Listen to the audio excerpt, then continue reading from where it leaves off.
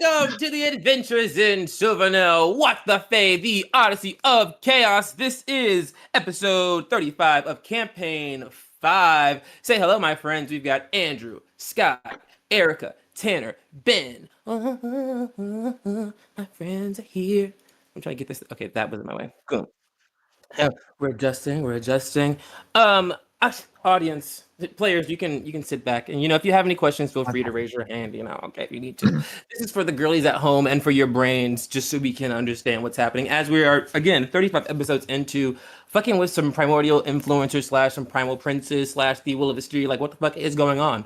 So we go back to the beginning, not of this campaign, not of I guess kind of the beginning of the Fae, which is moments after the beginning of time itself in Silvernail history, because that is how we got the Fae to begin with. So we go to there.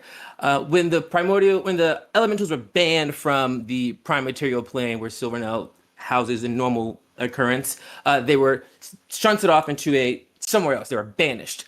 These four entities known as Talos the Brilliant is an air entity, Flera the Ferocious, a fire entity, Teros the Tremor, an earth entity, and the Typhoon, a water entity, that consider themselves siblings since they were all primordials, these entities of these elements, banished from the prime material plane because the prime material plane decided that they wanted to have order. They wanted to not always be on fire or drowning every day. They were being picky as the primals felt. Shunted out of existence, they reconformed, they reemerged into that is now known as the Fae, as they spent this time butting heads for equally matched elementals who did not necessarily want to fight. That was just their nature, and they didn't often fight hand to hand. Just their being shaped the elements around them, and it just put them into a clash. They moved as far away from each other as they could, and their energies just kept radiating until they all eventually clashed, and it formed the Fae, and it kept those borders for a long time. Eventually, Talos, Flare, Teros, and the Typhoon were brought down by their own creations, their own minions of war, the Ganassi, and the Eladrin, who worked with the firstborn of the Fae, the dragons, Tiamat, and her firstborn slash brother. Don't get it to giant dragons like that. Asgarath, and they waged war against these titans, blocking them away behind these ley lines, and protecting the Fae. Unable to kill them, they were able to push them out again, once again shunting them like they had been done originally from the primal plane. They were shunted out of the Fae and into their own elemental planes, this time forming those planes. And as we have learned, Talos, Flare, Teros, and Typhoon no longer exist, as their energies, now with nothing to combat against them, became that of those elemental planes, and they became those elemental planes. The problem being for our party is that those those primordials still wanted to claim the influence on the lands they once lost, that being the prime material plane and also the Fae. And so they decided the best way to do that, each of them having, as they often do, their own idea that they all end up sharing in unison. The collective consciousness is kicking their ass. They each decide to birth an heir, someone that can leave their plane because they have physical form, and they can go to the other planes and conquer them for insert their parent there. Talos built Zeph of Arendelle, the silent air. You all met a pink cloud that came out of the sky over the mountains of the Court of Spring and struck lightning and had some cunty commentary with the party after you all took out the child of Teros the Tremor, or I guess this is the chaotic part. Well, we'll just say Teros the Tremor, the Earth Elemental's daughter, Flora's Stem, slash Agba's mother. Agba's child, sorry. Flora's Stem, also the Shaker, was taken out by you all after being captured and manipulated by a group of dark warlocks in the Court of Autumn, the Earth Plane. Flera the Ferocious, the Fire Elemental, had a son named Magnus Flame, the Prodigy, who some of you are currently in chats with. He is a being of fire wrapped inside of a metal suit, who has given up on the art of fighting and turned to artistry instead. And then the final primordial prince, the final entity, is the Typhoon, who begat the daughter Christ of Aquadia, who was kidnapped much like Flora Stem, and was taken by an evil hag, stripped of their soul, siphoned for power, and plunged into the heart of our good friend, you know him, you love him, Sylvie Ono, making Sylvie Ono the current holder of the primordial soul of ice. And Ursine is the holder of the primordial sign of soul of earth, as he claimed his from the taking of Floristim when he saved her slash pruned her from her eternal pain that she was experiencing. The party has made their way all the way through the Feywild, up and down the Court of Summer, getting all their steps and burning all the calories. It's getting hot. They're doing cardio. Cheese suits have become robots. Friends have become enemies and become friends again. Family have become trees and broken and then reborn. So much is going on.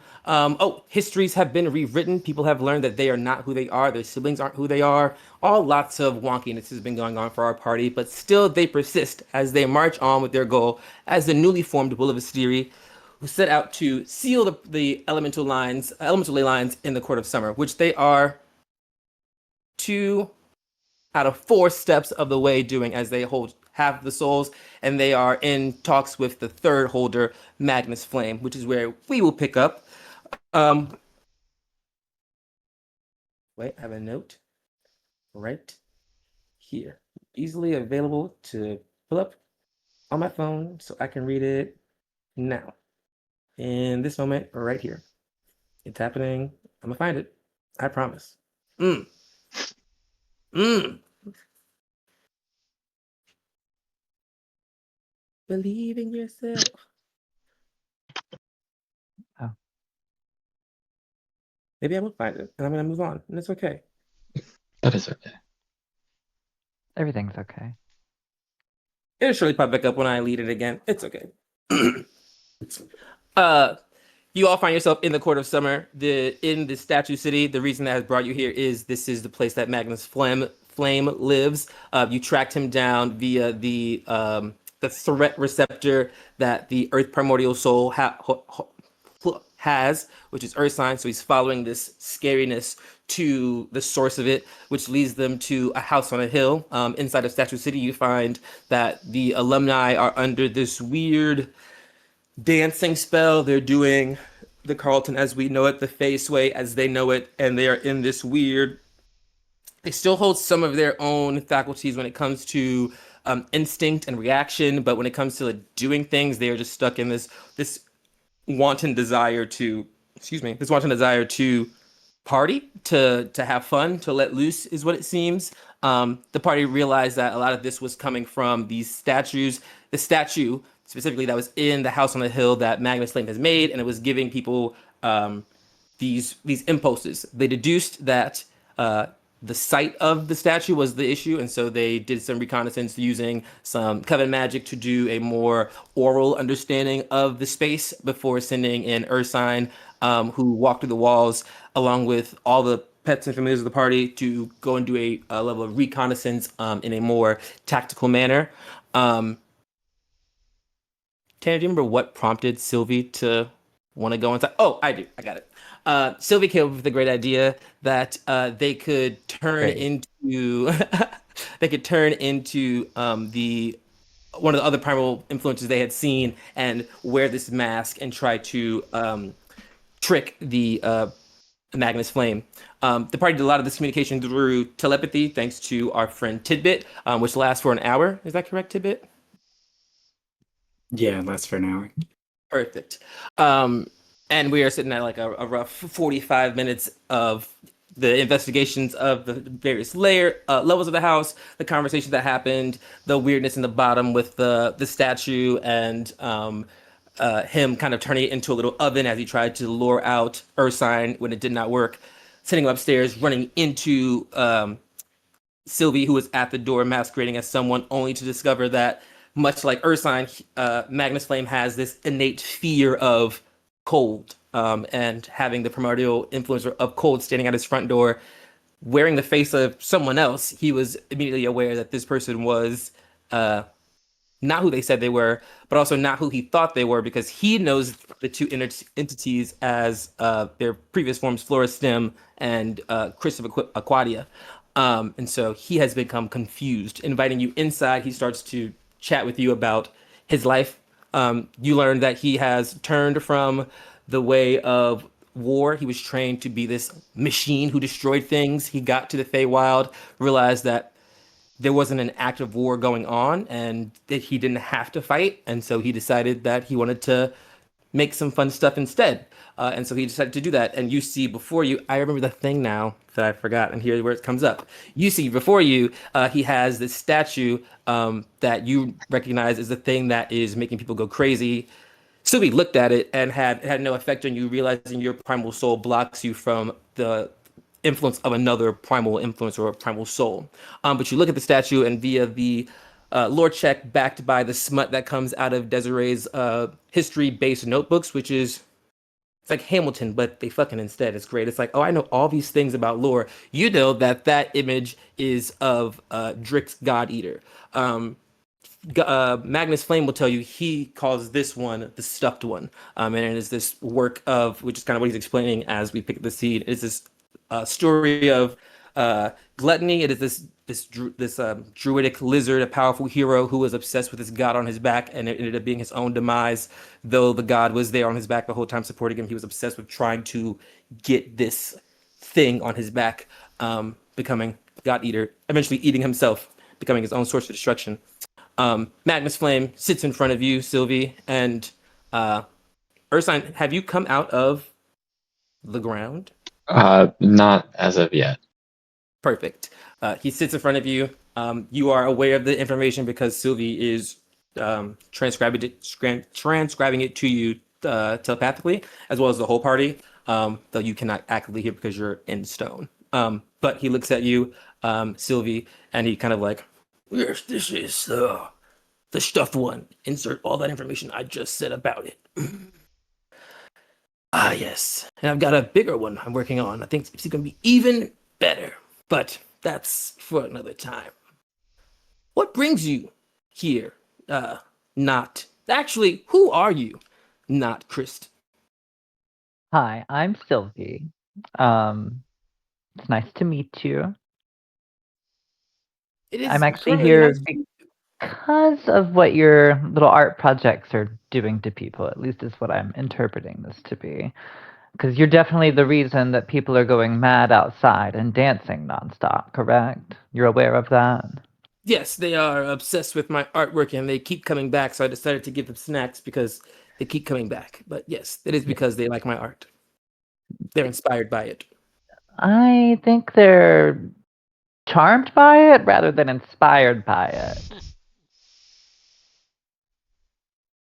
Yes. And you see how that makes you the problem in my scenario, correct? Um, it is not my fault that people are moved in the way in which they are by the things that they see. Mm. I do not hold Oh, responsibility for that. You looked and at it. You are fine. yeah, I'm like you. You know, we hold a lot of power. Things just don't easily get to us. That's why I've been sent in here because I know I can handle myself against this magic you're funneling into this artwork, driving everyone mad. And here you said you wanted to be, in the shadows and not really noticed, being like your little artsy self, and that's not happening with what you're producing. Hence why I'm here. Yes, it is. It does seem that my dreams have um, blocked my desires, but I want to create my art and I want to express myself in this way. The other options I had were, bloodshed and warfare, and that was just not Yeah. what I want to go back to. So I'd rather do this, And unless you want me to. no, no, no, no, to- no. You do not have to go back to that. I'm not necessarily a connoisseur of violence all the time. Um, so I do appreciate a non-violent way to go about things, um, which is why I'm going to suggest you just completely giving up your power to one of my comrades. Um, who we could greatly use it in the scenario that we're in, and then you will stop manipulating the townsfolk to be crazy, and they'll just enjoy your art without being crazy and getting on everyone's nerves dancing. And all you gotta do is give a little transfer of power, you know. Is that how you became my Ishkatar? Which In you a know it means way, family. not necessarily the most gentle, docile way I'm going about it now.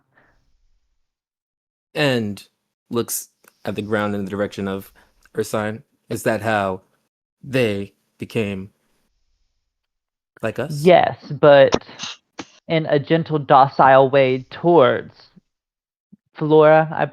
Yeah, Flora towards her, and less so the people that were capturing her. Hmm. Captured. Someone was able to capture my sister? Well, she was fucking chained up with some magic shit, and they were just sapping the shit out of her. So when she came out of that, withered, just like the earth.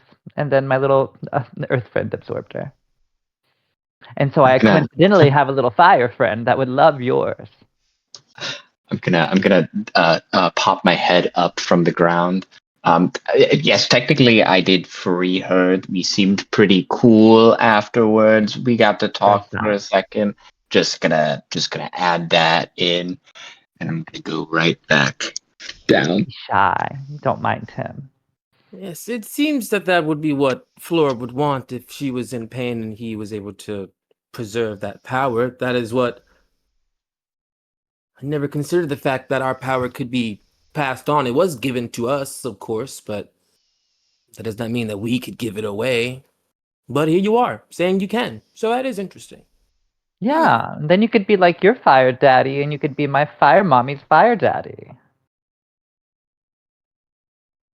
It'll make I, sense when you see her. your friend who you want my power to go to. Yeah, do you care What if I happened? invite them in by chance? They're around. And we But seem to be getting along very diplomatically now, correct? yes, there are questions I still have as Oh, you hold we'll power of answer. my siblings, and I know Flora Stem is no longer, and that was none of your doing. Yes. I don't know what happened. Well, I mean, I know what happened to the ice one. I just don't know who or what they were. You do not know how your power came to you. And I do now. I didn't in the beginning when I still had it. But then, upon the realization that my mother's a hag and murdered whoever had it in order to obtain the power for herself through the birth of me, Cash. How much power do you hold, Ice One? He Mm, starts to, you can see him like analyzing you. His flames moving I around. just assume a lot. I haven't really figured it all out yet, but it comes with trying. Hmm. I think I want to find out. And he snaps his fingers, flames ripple up. They shoot out from under his feet, kind of like hit the wall and the ceiling, kind of making all of it fire minus the floor. It just travels through the floor. So the floor is regular, and the walls and ceiling are all made of flame. And he Yeah, stands so I'll there. immediately match that energy with my investiture of ice and just ice the other half of the room. Not impeding on his fire space, but just creating my own icy one to balance him. Yeah, give me a. There's no check to roll that spell, but give me a. This will be it's be considered one of those elemental rolls. So actually, I'm gonna roll it. Oh. Um, but you realize that because it's so hot, I think you realize you realize the insane temperature of the place as it kind of like he makes this happen. And I think you also as a as an arcane weaver, you are aware of just the magical potency that is being put off from this, with also the lack of effort. With he just like snapped his fingers and like all this started happening. But I will give you the answer. You know I'm gonna try to match some energy. Yeah, and your spell DC is 17. We. Oh no, it's 18. You hit your ice out. You like, you want to match tits. You pump that ice out, and at first it like hits the walls. You like, and you're like, there's like there's teeth clenching, wherever you clench, it is the first three places you go to clench to hold stress that people can't see, like your secret stressing places. All of them are like they are clenched. There's a bead of sweat coming down the side of your head as it just takes you to muster up that much cold in this hot place. It throws out of you. It hits the walls. There's a and you're able to keep up about 5 feet of space of cold, and I think you're aware magically and like intuitively. You're just aware like how practiced his fire is, and the newness of yours. And you've been working on your ice, not for long, but like you spent some time with the hags, like trying to kick it up and your natural hagginess. But you're like, oh, he's kicking it at like at least twice as powerful. Like his horsepower is like doubling yours, but he's not like. I think he just does that, and he's like, hmm, interesting. You've got potential. Scared one. Yeah. Can you show something? Oh, he can't hear you. He's in the ground. I'll tap in. No, I heard through your brain. Oh. Oh yeah. This is it. He Just does goes more back. than that. Yeah. I know he does more. Trust. Nah, shy. Well, I. He looks at Sylvie. This is not to harm. This is to ignite. And he points at Ursine as he comes out of the ground. And Ursine, you see fire wreathing towards you. Shit. What do you want to do in a reactionary moment? What do you see fire coming at you? What is your like mental thought to stop that, or to you have this retreating moment? I think the fight and flighting you thinks like, oh, I need to either hit it or block it. You don't think you can dodge it. I'm going to leave the ground so that I don't receive 50 bludgeoning damage. Fair. If I can block it, I will. Yeah. Perfect. As you jump yourself out of the ground, you see that fire coming at you. I would say what Sylvie sees. He kind of reaches over to you, whispers, "This is to ignite him." Points at your friend. Fire reefs from the walls, converging on Ursine, and he like sees it, jumps out of the ground, almost like, and the ground, which is still stone, kind of like wraps around him like a little tidal wave, kind of if water could tidal wave, but like coming up. So like the earth just kind of wraps around him like a ball gown almost as he whoops out of the ground, and it just covers up around him. These branches grow out and they block the fire. Just they sizzle a little bit, and then Ursine is there. He's like, it just took him the thought to do it. And he's like, and you witness that, and he's like, oh. He's hiding his power and his face. Very interesting. While that's happening, our party outside, we have Tidbit, Desiree, and One-Eyed Sharp Cheddarfield. We just had two of you had some side chats with Fazan, who gave you some varying intel, and you've all reconvened. You sent your familiars inside of the house. You know that there are some people coming to a party here later. Later could be approaching. You're unsure when later is. You just know it's happening at some point. Your party has gone inside. You know nothing bad has happened because one, you are currently telepathically connected to them, but also you know that your familiars, the ones you are magically connected to, have not dissipated. You're still holding on to that magical energy. So Erica knows her familiar is still there. Scott, you know that your thing is still holding on to its form and function. And Tidbit, you are holding on to the spell, so you know that you can feel all of them. But you all sit outside, twiddling your thumbs, again, Sharp with one eye, Desiree, a book, Tidbit, your whole life in front of you as you've just, redecreed your statement and intent to be Queen of the Fae. Well, while I've got a moment, I'd like to inspect the eye I have out, because the whole reason of taking it out was because I had a projection from Primal Tomatus, and I want to see where it's coming from in this eye. Yes. And I believe you did some checks on it and determined that it was all kind of clear and good. And the reason that you had kept it out, to my recollection, was that we had discussed that there was ways in which you thought you could augment it in some way before returning it to your eye. If you wanted to, you Okay, had turned yeah. off the function that made it spy on you, so you were like, oh, I can, you know, make it a cool, funky eye if I wanted to because I'm I smart just enough to want do to so. turn it off. Yeah. Okay. Yeah. Easy. Give me a Well, tools check. Advantage. easy, but we'll see. Yeah.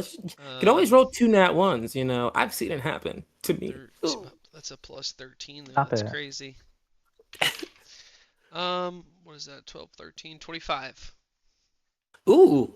Yeah. You go in there and you can just disconnect or whatever it is. Do you want to take out the thing that allows projection? Or you just want to turn it off?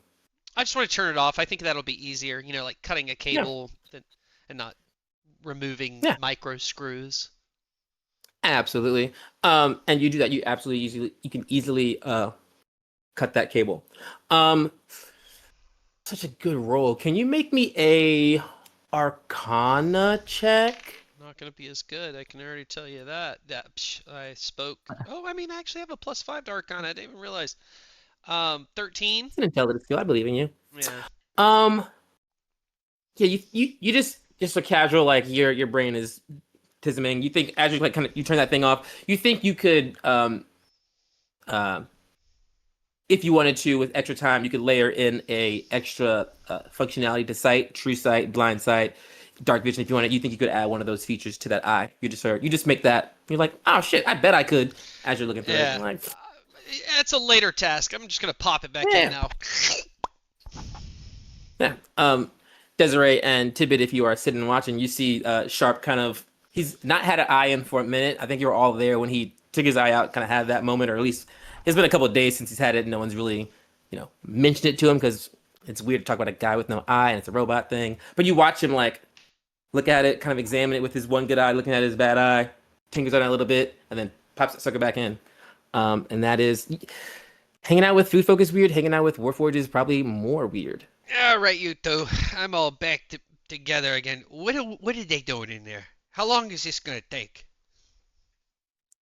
As well, this whole time as he's been fumbling doing that, Desiree, knowing that people could be headed here soon, has casted plant growth around her, at least to know that if they're gonna come, they're gonna be slowed down, and we might have a little more reaction time.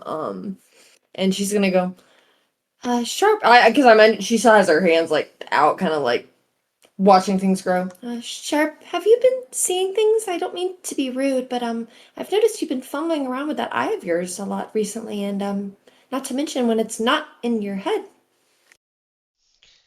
Yeah, it's kind of a long story, but kind of being spied on by my boss, and it turns out this is the real boss, and then I was being spied on by an old boss. I just want people to stop fucking looking at me, I can do my job without people looking. Is it a trend of your people to be spying on others? Not that I have any room to judge by any means, but it seems to be a trend amongst you guys. I might enjoy Amongst visiting you there. guys. Well, I mean, you're known for spying on me during my sleep and frequently other people, and now you're letting me know that higher ups that are in charge of you are also spying on you. So it just seems maybe it could be a problem in your culture. Now, Two disobey. people is not an indication of an entire race. You all are very nice, but you're extremely racist. Well, I'm sorry, it doesn't come from a place of ill will at all. I'm just very curious. I've never been able to visit Bainbridge. Maybe I would like to someday. Oh, no, no, no, no, no, no, no, no, no. You don't want to do that. Um, well, I'm trying not to draw conclusions. That is a bad habit of mine, but could that also be racially motivated as to why you're saying I should not visit? No, no, no, no. Van Greach has lots of different races, mostly Warforged, but you have a whole hot fire thing, and we have a whole water to survive thing. I just don't think you'd like it, especially the atmosphere you're around seems. It's a different kind of weird.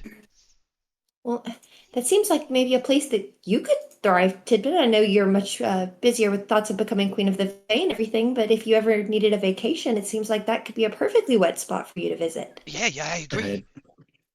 Tip is scribbling on a piece of paper like bad child drawings and looks up when you say wet spot. What was that? Oh, yeah, Van Greach has like a whole water refinery, water flowing through pipes everywhere. You want a place to get in water, you don't even have to move 20 feet before you find it. Tidbit, you're gonna love it. You should basically, just, if I do move back in, come visit. Oh, well, that would be a lot of fun, especially because once I become Queen of the Fae, I think I'll have a lot of free time. Uh, Normally I think the opposite, but you know what? I like the way you think. Heck yeah, if you find yourself free time with the ruler of a nation, then, Also, we're also assuming I'm going to go back, so I'm on a whole mission, and if I fail, I'm not going back. If I succeed, oh, I'm going back, and I'm gloating like crazy, you know what I'm saying? But if I do succeed, then the majority of them will be gone or deactivated, so it's a whole Oh, mess. Well, not that I don't believe in you or anything, Sharp, but have you considered a plan B as to maybe when you go to this impact spot, there isn't what you're looking for to be found? Well, to be honest with you, Des, my whole life has been a plan B. Nothing's really gone as planned. I've kind of had to make my way. So, well, if this doesn't work out, then things are just back to normal, I guess. Well, I hate to insert myself maybe where I'm not welcome, but you would always have a place with me in the Grove, or I think maybe you could even be a useful spy. A lot of the actions and a lot of your skill sets that I've seen could really come in handy. I really appreciate that, Des. You've really grown on me over this time. But if I'm being extremely honest, I'm counting down the seconds until I can leave this hellhole. Well, that's understandable as well. I also feel uncomfortable when I'm not in a place that I'm familiar with. Yeah. Nothing against you or your family. Your dad is, he's great. Everything's great. So, no offense. It's just, ice and water, cheese and fire. You know how it goes. Yeah. I do think at this point it's virtually impossible for me to be offended by anything, but I appreciate your consideration. Oh, really? You're ugly. I do think beauty is subjective, but No, no, no. No. Everyone talks about it. Everybody who meets me says you're ugly. well, that is something to consider. Maybe that plays a factor in why people have never reached out to me before, or why I haven't been noticed. Maybe it was because I was ugly this whole time and not because I didn't stand out. Wow. Damn. I was just making that up, but you're really not offended at freaking anything? This does give me a lot to think about. I definitely have some chapters I need to go back and reread now, knowing this. Oh, that's a good one. Your writing sucks. Well, have you gotten a chance to read all of the different types of genres? There's one that Sylvia's particularly fond of that I haven't shared with you yet. I don't know if that's something you're comfortable with. I'm just throwing stuff out, trying to offend you. I've never met someone who's not offended. It's kind of I don't know. You're kind of like the opposite of me. It's weird to get you going. That's my joy in life, and honestly, it just doesn't bring me any joy. But somehow you're a joyous person. And I still feel joy. So everything I said was a lie. I'm just trying to tickle, trying to get you down in the dirt. But you're above ground. Nice. Oh, this seems fun. Can I have a turn? Sure. Offend me. Oh, you want me to?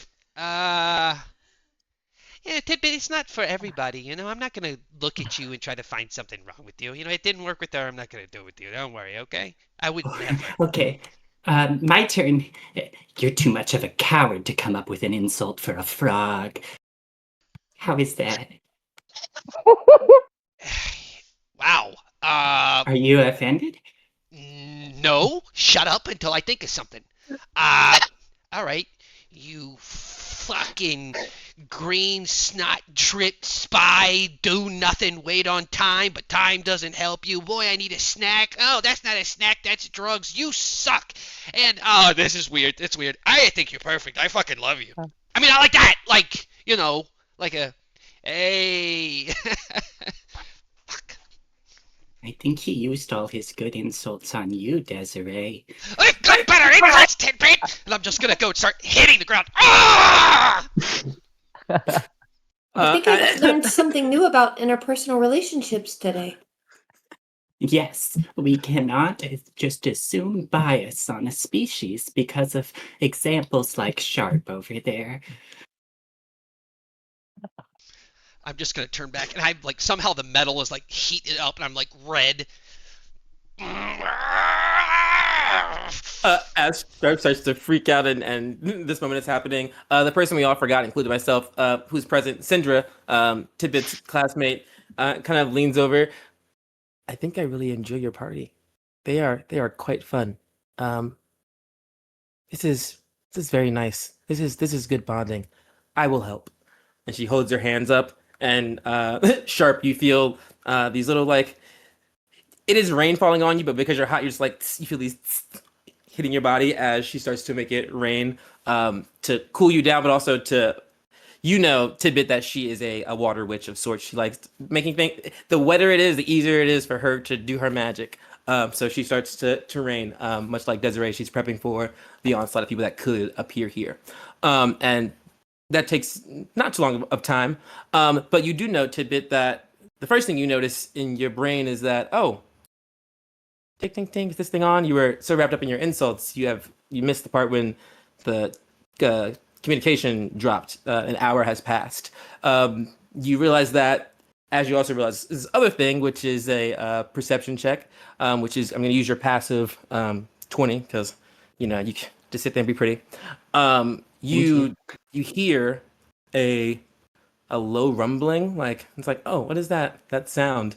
And then you see a shadow kind of like growing, coming down the street, and then you see a mass of people walking towards you, dozens and dozens and dozens and dozens of students who are moving towards this hill. They're splashing through water that is rolling down the hill, coming from Syndra. There's plants that are gathering and getting in people's ways as they start to wrap around their legs, and the people kind of like are confused, looking down, like, oh man, what's happening? But they keep moving. You all are not directly in front of the gate. You're like kind of off to the side. But so you see them all. They are moving towards this gate. They're all kind of like gathering in front of it, and there's like a insight of 20 tells you there's confusion on their faces. They come here all the time, but this is not what normally happens. They're confused why it's closed. So you would assume that it's always open. You see them kind of shaking, and then I will take a perception check this time from any and all people who are outside. It's a really low DC, particularly after I say what happens. A what? Of course, I'm a roll high now. I got a 26. Scott, you roll a 1. Get out of here. And I have a Can I plus keep 0 using- to perception. he said, where is it? This I'm not working. Can I keep using my passive? Yeah. Sharp misses this because he's got this like, oh man, gosh, that's a lot of people. Like they all kind of look blurry as his eye starts to accumulate to Well, I being an eye imagine too, again. if I was molten red and it's raining, there's just steam coming off me in front of my face. Your eyes are like glasses getting foggy. Your eyes are getting foggy as they have this glass-like tendency. You're just like, oh man, can't. The other two of you notice that first you catch the confusion that is happening there, and then your focus turns to the house that, in the calmest way possible, I say this sentence, goes up in flames. Fire kind of seeps out of the windows and it kind of just rolls around it. You watch it with those perceptions. You watch that it is not natural fire. This fire kind of like leaks out of the window, almost like a heavy fog, and then it kind of creeps back up and starts to encase this house in a flamey, protective ward. It's the best way to describe it. The people who are outside are paying absolutely no mind to this. They are very confused why the gate is closed, and they're just like, ah. And the longer it goes on, the 30-second mark hits, and they are like rattling this gate. And again, I will clarify for the audience and the party: the gate is like an archway gate, but then the rest of it is like 3.5 foot low wall. They could easily all step over the side of it if they just like walked around the gate, but they are persistent at going through the gate. That they are now grappled, and they are rocking the gate as they are trying to get through. Your thoughts on that as you see it, my friends outside? So did we do it? I don't love it. That doesn't seem secure, but I don't have anything that can help with that. Wait, what are y'all I talking got, about? I got something I could try, but if the house is going to burn down, they can't have a party there, so they won't be charmed, right? Our Those friends words are also in directly that track. building. Hmm. Holy shit, that Yeah, house is on Desiree, fire.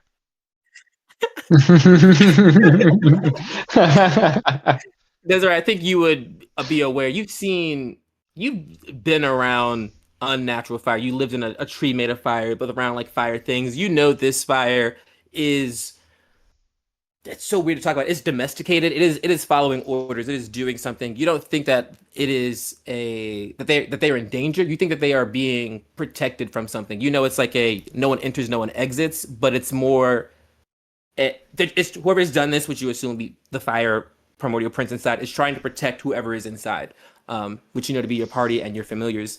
There's just some reason that he doesn't is worried about people who are outside, which you gather. But fire goes up. Desiree kind of explains, that is scary, and then she kind of hits you with but the fire guy is in there, so I mean, it's a really hard sign to read. I think you would think that the thing that is most stressful is the horde of people who are amassing outside. I think that is what Desiree would be like. Fire, okay. These people who are buck wild, that's the actual variable you're worried about. Desiree can't do anything to stop that, you guys. Are we Oh, trying to don't stop? worry. Or Dra- stop it, or change it, or do anything. My hands tied. She said she just feels helpless. Yeah, she's like, I don't know what to do. That's fine. You Tidbit did. can handle a drunken crowd. Um, I want to cast Calm Emotions. Yeah. What's the range? What's Uh, the size of that? It's a 60-foot range, but it's a 20-foot radius sphere. So I'd like to throw it a little bit behind a little bit behind the gate, the center point. Okay. Just hit a bunch of people right there at the front of the gate. Yeah. And it's a DC 18 charisma save for every humanoid in the area. Oof. Okay. I'm gonna roll them in 5 groups. They're all in swarms. DC was which they 18. were. Wow. Um, you. What does that spell look like as you try to chill everyone out? Um, I spit a bubble into the air, like a little tiny bubble, and it just like kind of floats over, and it pops, and it's like just kind of like a piercing popping noise that kind of focuses everybody up. Just a And what is the duration of this spell? uh, 1 minute. Okay, yeah. And while this is happening, or while you're doing this, Desiree is like, I don't know what to do. Sharp, you wipe your eyes and you see this house is on fire. You see Desiree looking at it, but then you see her kind of focus up on this horde of the sea of people who have arrived for this party in their Whoa! weird state. What would you like to do? Oh, you also see Tidbit casting a spell directed at the crowd. Guys, hold on. I gotta interrupt for a second. We got company. Look at the gate. What's that about? It's a party. I am so confused. Okay, they came to the house. They got dance hypnotized. Now they're trying to go back, but the house is on fire and our friends are in there. Seems like 4 problems at once. What are we doing here?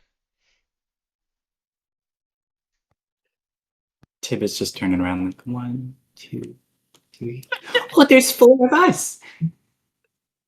Okay. Uh, Do we need to stop him? You see that is what I'll answer for Syndra, who will answer your question. Syndra she made a range. She stops. You see her. She kind of like reaches out around herself, like she's grabbing an invisible skirt, and she swirls her arms, and water starts to whip around her. And then she takes a dash. She charges. Can't say dash. It's a very specific word. She takes a charge through the crowd, and the water starts to grab people as they start to. Or this is what she's gonna do. This is when she's wraps water around her and she starts to move towards the people. You see that the water is grabbing things on the ground and kind of moving it around. So you think that she's about to displace a bunch of these people who are trying to knock this gate down. And she doesn't want that. Um, so she's moving towards them with water ripping around her. Tibbet is spitting a tiny bubble at the crowd.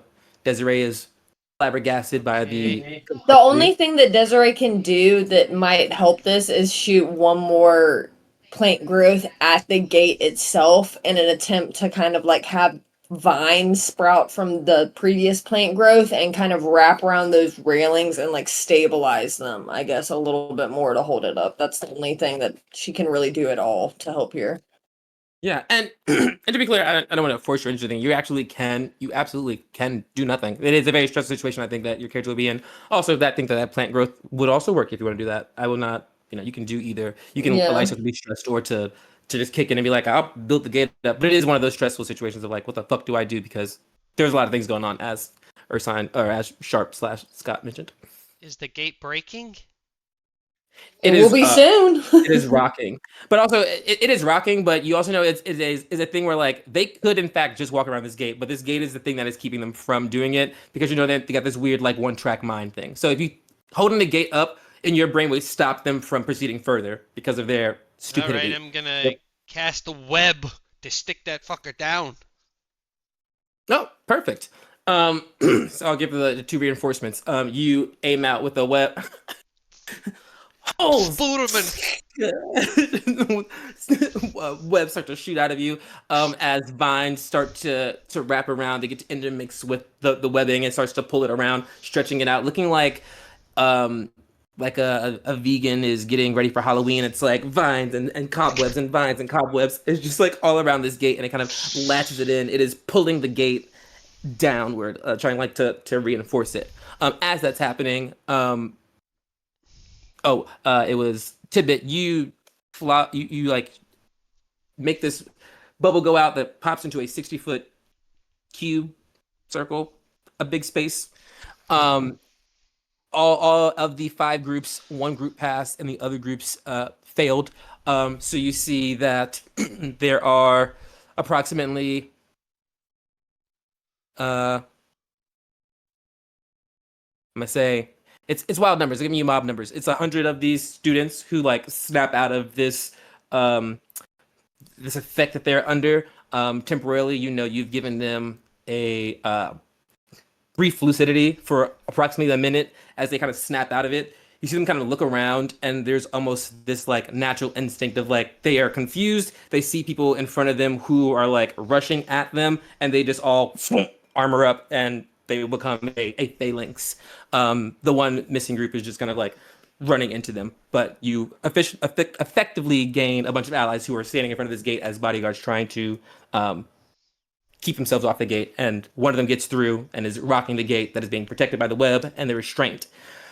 And then the last one is Syndra. She has this water wrapped around her, and she darts off past you, runs through them, and you see this water starts to grab people, and they just, whoa! And she's going to grab the people that made the save from you, teaming up with you, as she always does, your right hand. And she grabs the people who saved on the gate and yanks them off the gate with the water and throws them onto the ground as she continues to move past them. And so you effectively secure the gate. You build a little minute-long army, so you got a minute of safety while you figure out what's going on. Your attention is turned to the house that's on fire as they move the camera into the house that's on fire. But I feel like the best way to handle a fire is with a bathroom break. So let's go take a bathroom break, and then we'll come back and deal with this house on fire. Thank you. Thank you, but the house on fire. The roof, the roof, the roof is on fire. Someone should really get the fire department or like a bucket of water or something. It's crazy. Don't need them. Uh, Don't need them. Sylvie You have a and fire department? Ursine. Yeah, it's the alumni who are dancing outside. They're the fire department, they are the medical team, they are the police, they are the military, they are the teachers if you need them. They are literally anyone who does a public service that doesn't get paid for it in America. That is all wrapped in one. Because The before, funniest part no is one I did it. literally just did a fire training before we did the stream tonight, and now this is what the stream is about. Yeah, it's the fire And the thing. irony is that normally the trope about D&D is fireball and lighting everything on fire, and we are faced with the complete opposite now. Yeah, the DM said, I up you a fireball and go firehouse. I did it first. Now what do you do? Has anybody tried I mean, but is fireballing it the really house? burning? I don't know why it's in my face. No, I thought it had sleet storm. I was like, oh, that'd be perfect. I didn't. I was like, the stream broke. I don't know. Okay. Sylvie and Ursine, we find you all back in the house. Approximately 30 minutes have passed since the attack and the jumping out, and it moves into what could only be described as like a training montage. I think Ursine, you have trained like your blights, which also, by the way, your blights start to enter the space after that first attack. They're like, my blight senses are tingling, master's in danger, and they start to join you. But you've trained like sentient things before, particularly things that don't speak your language. So I think you're picking up instinctually or insightfully on some of the tactics being used. He's trying to push you without like hurting you, but trying to show you that you can do more things. Hence the attack. This moves into like a sort of dance. So I will thematically we're gonna do some combat between the three of us as he kind of like does some things to try to provoke some power for you. So on your turns, you would just state intention action. You can like try to get certain conditions if you want to tap into your DM brain. That'd be super helpful to be like, oh, I want to paralyze. I want to restrain. I want to push. I want to do whatever these things are, and then we'll start rolling dice to get those effects. Think very Sandman versus Lucifer. It's like a battle of pure will because you are these beings. Tanner, you know that you are having a harder time manifesting your power because you are you are going up against this. Wait, no, you're having an easier time manifesting your power because you are going up against fire. Ursine's having a harder time manifesting his power because he is going up against fire. Also, the thing that you note is just from level of ability, seeing the three of you, Tanner, you know that you are less likely to make advancements because you are farther ahead than Ursine is.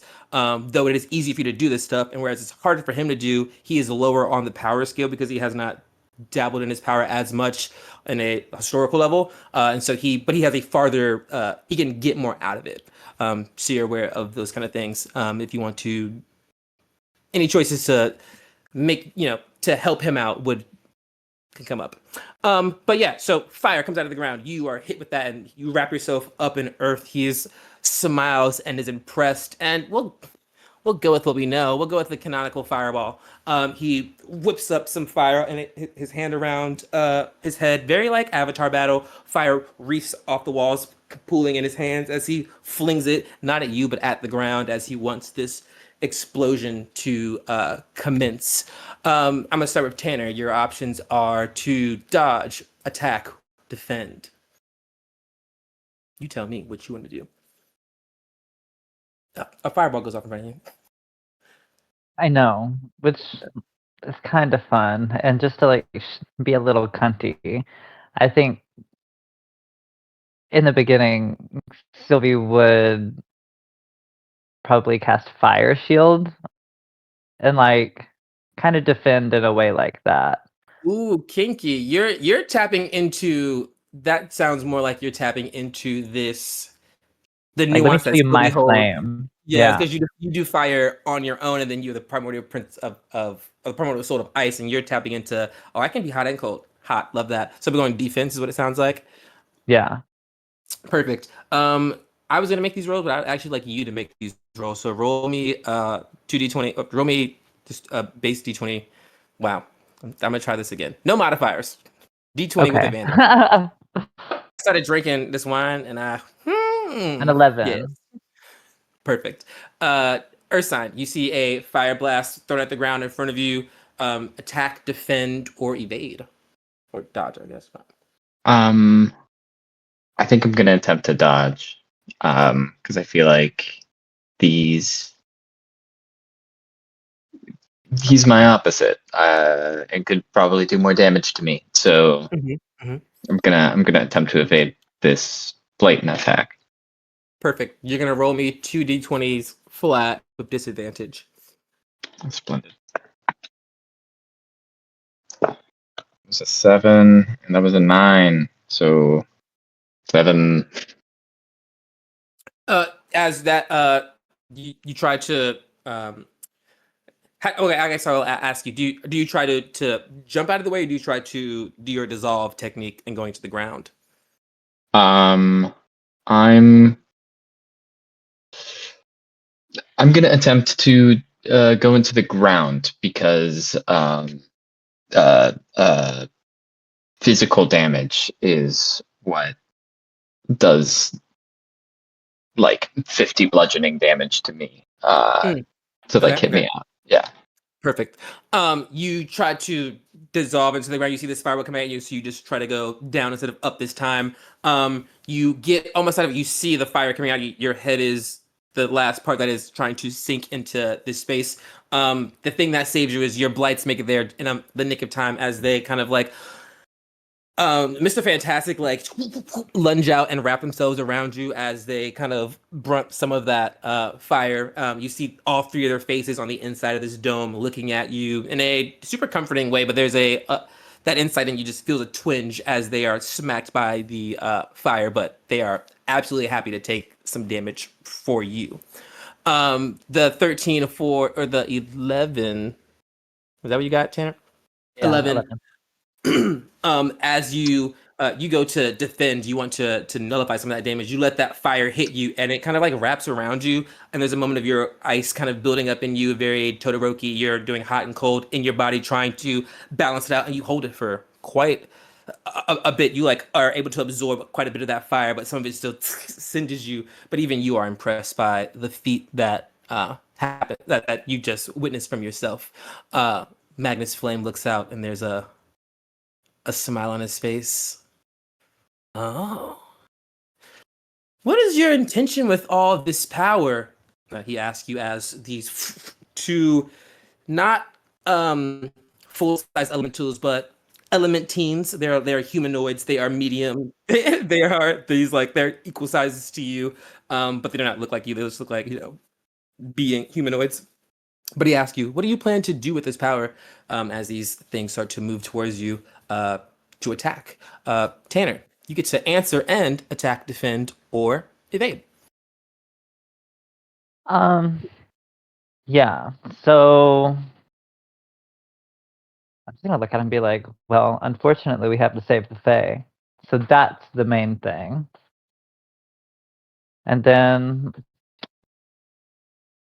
I think I'm gonna attack on this go around, like one of the elementals at least.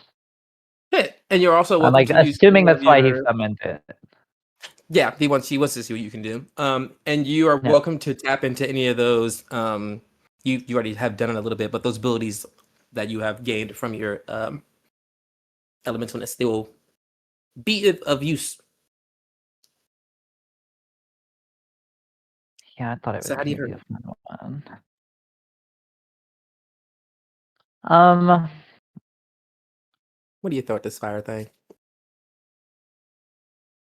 I like kind of want to like stay on brand and like, oh no, because it's not like right. Okay, so essentially, I'm going to like use my like frost fingers is the spell, Okay.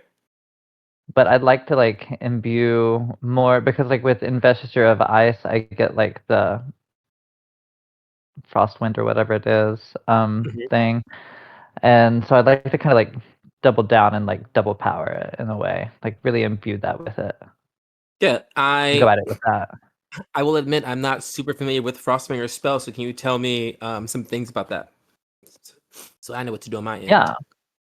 I mean, essentially, it's just like me holding up my finger, and it casts out. It says a line of freezing Arctic wind, 30 feet long and 5 feet wide, blast from me.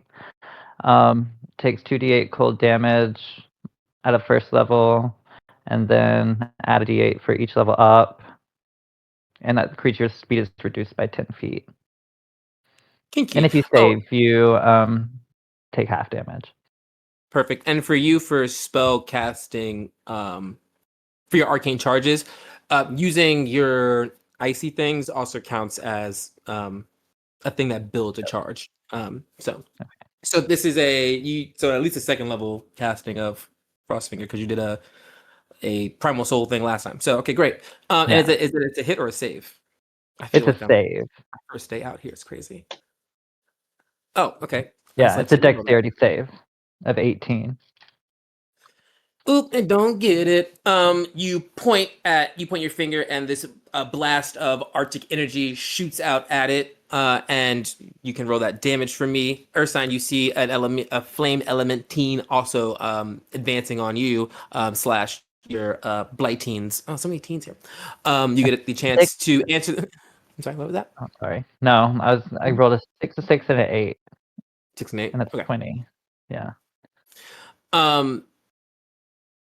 You see, so you have the option to answer the question. What do you plan to do with the power? And then you get to choose attack, defend, or evade.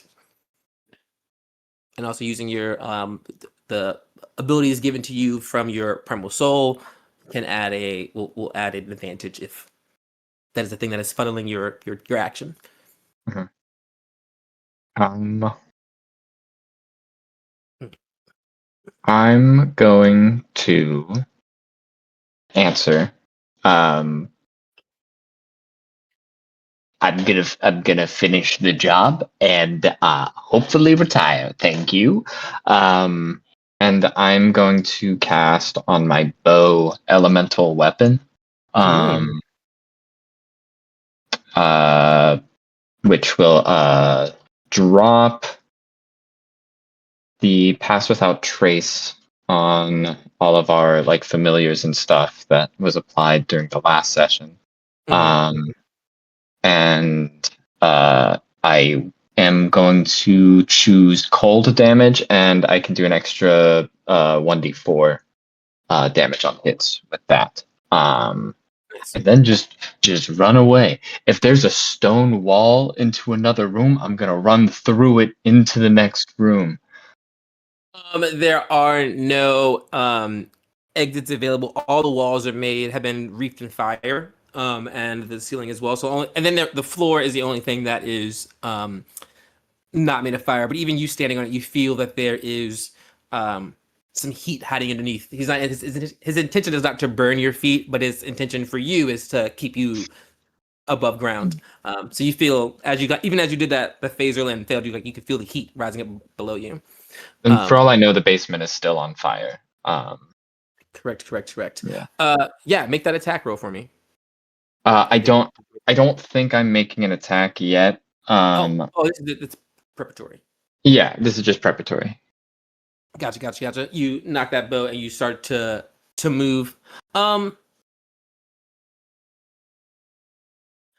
We're in a fun place. I'm gonna let you make that attack and say that it is coming through your blights. So you cast a spell, your blights will utilize the spell to make whatever your attack would be.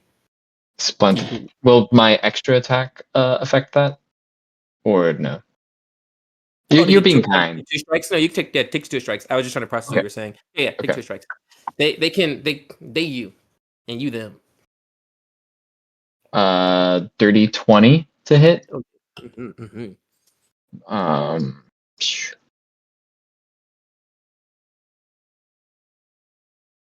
Let's go. Oh boy, my damage is loading. Okay. It's gonna be counting dice. I'm like, That's me next season. Sorry, my damage is loading. It was just me thinking. Yeah. That is going to be 6 piercing damage, 3 cold damage, and an additional 7 piercing damage for the first hit. And then for the extra attack, that is going to be a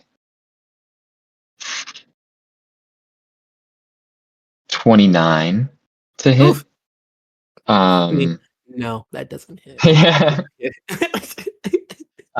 That'll be 6 piercing and 1 cold. Okay.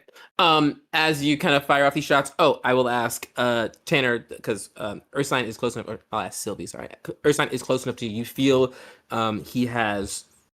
you feel a new a connection to him. You kind of look over and you're aware that he is casting ice magic on his weapon, and you are in this moment aware that you can like feel it. You can feel the ice. You can feel the magic of it because of the arcane weaver. You always kind of like feel magic, but now you feel the ice of it, and you're like, oh, you can opt to. I guess the easiest way to explain this is use a reaction to enhance the ice in the attack, or to take the ice from the attack to enhance your next attack. Is those mechanics. So up his ice attack or steal his ice to Do what you need. Do what you need. Oh no, I'm gonna enhance that shit. I feel like I would like see Ursine do that and just like give Grandpappy a wink. I'm like, that's cute. Yeah, Ursine, you feel this like you knock the well, actually your blights do, but you feel this kind of like ice kind of move up your body as it makes you like hit the same pose almost instinctually as your blights. And they make the attack. You feel Sylvie's sickening touch, is the best way to put it, kind of tickle you as it enhances that magic, that ice magic that would have been double on basis because they were fire, and now will double. And so they kind of pump that into it. And Sylvie, as you hold out your finger pointing at yours, this beam kind of erupts through it, almost like a special beam cannon right out of a Dragon Ball Z. Like you, and it's like a line of blue Arctic light goes ripping through that that elementine. As you just ever so slightly turn your foot into the dancer's no into fourth position, you just kind of turn your foot out, and that like movement just sends the ice shooting over towards Ursine as you split your focus, enhancing him as you don't even need to enhance yours, and you rip through the elementine because all of yours was cold damage. You see that it is strong enough that it goes through the elementine to Magnus Flame, and you see him kind of like look almost surprised as he like waves his hand and deflects the magic, but he's surprised that he has to wave his hand to deflect the magic. He's like, looks at you. Okay. It is interesting that neither of you seem to want this power. You want to just do your job, and you want your job to be over. Have you considered quitting? Absolutely, yes. It's a new thing that I've recently learned. You can quit your job. It's kind of crazy. As he says that, these larger not blights, these larger flame beings kind of coalesce and moving from medium size to larger size. I'm gonna start over this time with Andrew. Can see, and he answers first. He's like, yeah, I would thought about it. Attack, defend, evade. Large, no longer elementine, an elemental adult. There's a wordplay in there somewhere. I am going to evade by casting Blink. Kinky. And you have to roll to see if you I blink. Yeah. Perfect. You let me know what you do, Tanner. I don't. Oh shit. Make me this is a primal soul roll, so just 2 d20 disadvantage. This is for Ursine. Got you. Does a 4 do it? Did you roll and also can it be a 1? Can you roll twice for a 4? It was a 17 and a 4, but I'm I'm always rooting for pretty you in that one. confident with the 4. Correct. You tried to blink out of existence, and you, Sylvie and a flame, a magma flame, see you almost like you like do like a turn as like part of your body that bark tattoo on your back starts to like wrap around you as if you're trying to shift yourself into a bush to move to this like different plane of being where Blink would take you. You're like, I'm gonna turn to a bush and not be here. And as you try to do that, it is like as this elemental smacks you with his fist, and so he comes around and tries to smack you with this fist. Your Blytine reaches out and is able to nullify that damage. They boom, boom, they guard up. Their arms wrap into a massive like three-prong arm as they and they throw it up, and they are able to block that damage for you. Laugh at my sound effects. Um, uh, Tanner, you see that happening, and you have the question: have you ever thought about quitting? You don't seem like you want this job, is said to you, and then you get to answer that and attack, defend, or evade. Yeah, if I quit, I would get way too bored and then just wreak way more havoc amongst the Fae than necessary. So, not doing that. You think?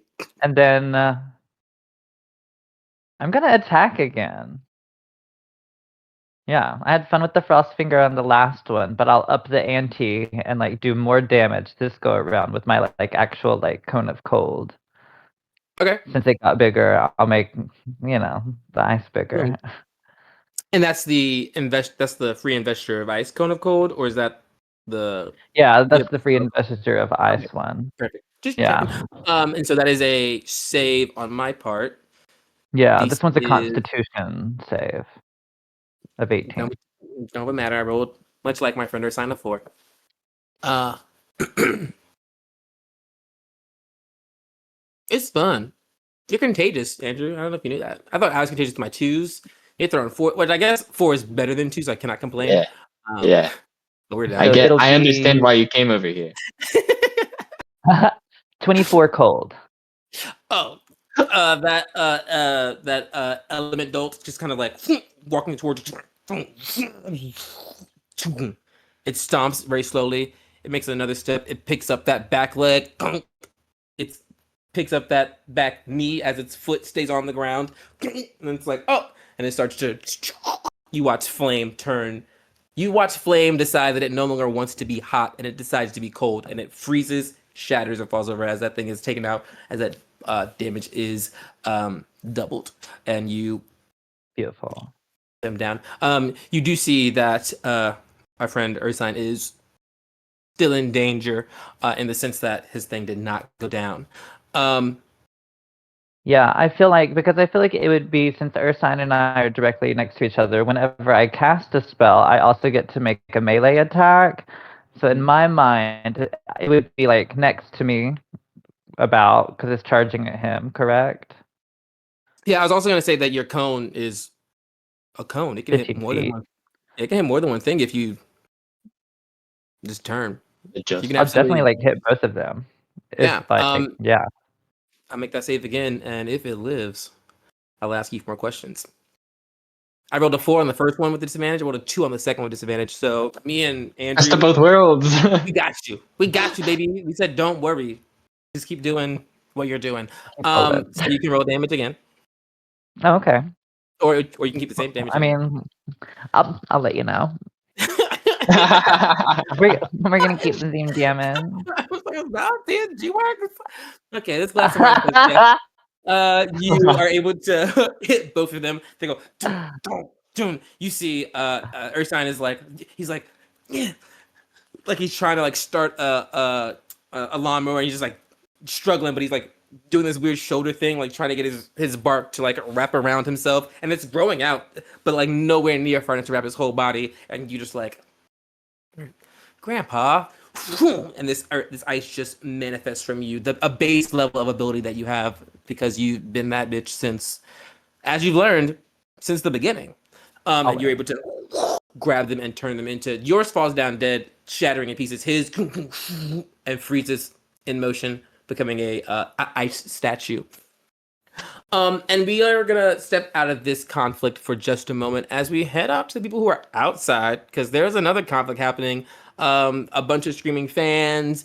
There something about the concert got canceled with negative 30 minutes notice. They want refunds. Who do they talk to? Turns out those people are you.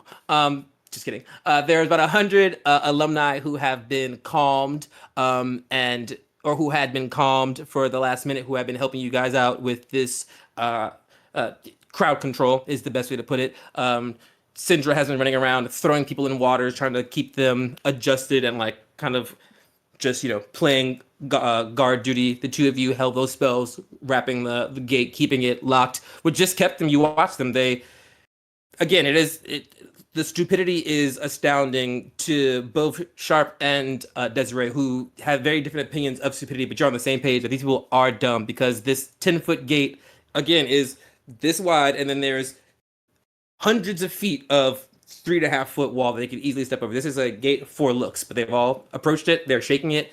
You have locked it in, and that's been going on for a minute. These people have dropped out of your spell tidbit, and you're the first to know. You kind of like are feeling it happen as that slowly each of them starts to wake up slash fall asleep as they go back into this weird stupor that they're in, and they're like, must protect the Fae, must protect the Fae, must protect. And just slowly they start to Carlton to face way. But you do know that that spell works. If you can up it, make it bigger, or do anything weird like that, or just recast it, you're welcome to. Erica is raising a finger. Did they say something along the lines of they were waiting for the show to start, or was that just a vibe, or was that explicitly said? Because that gives me ideas if it was explicitly said.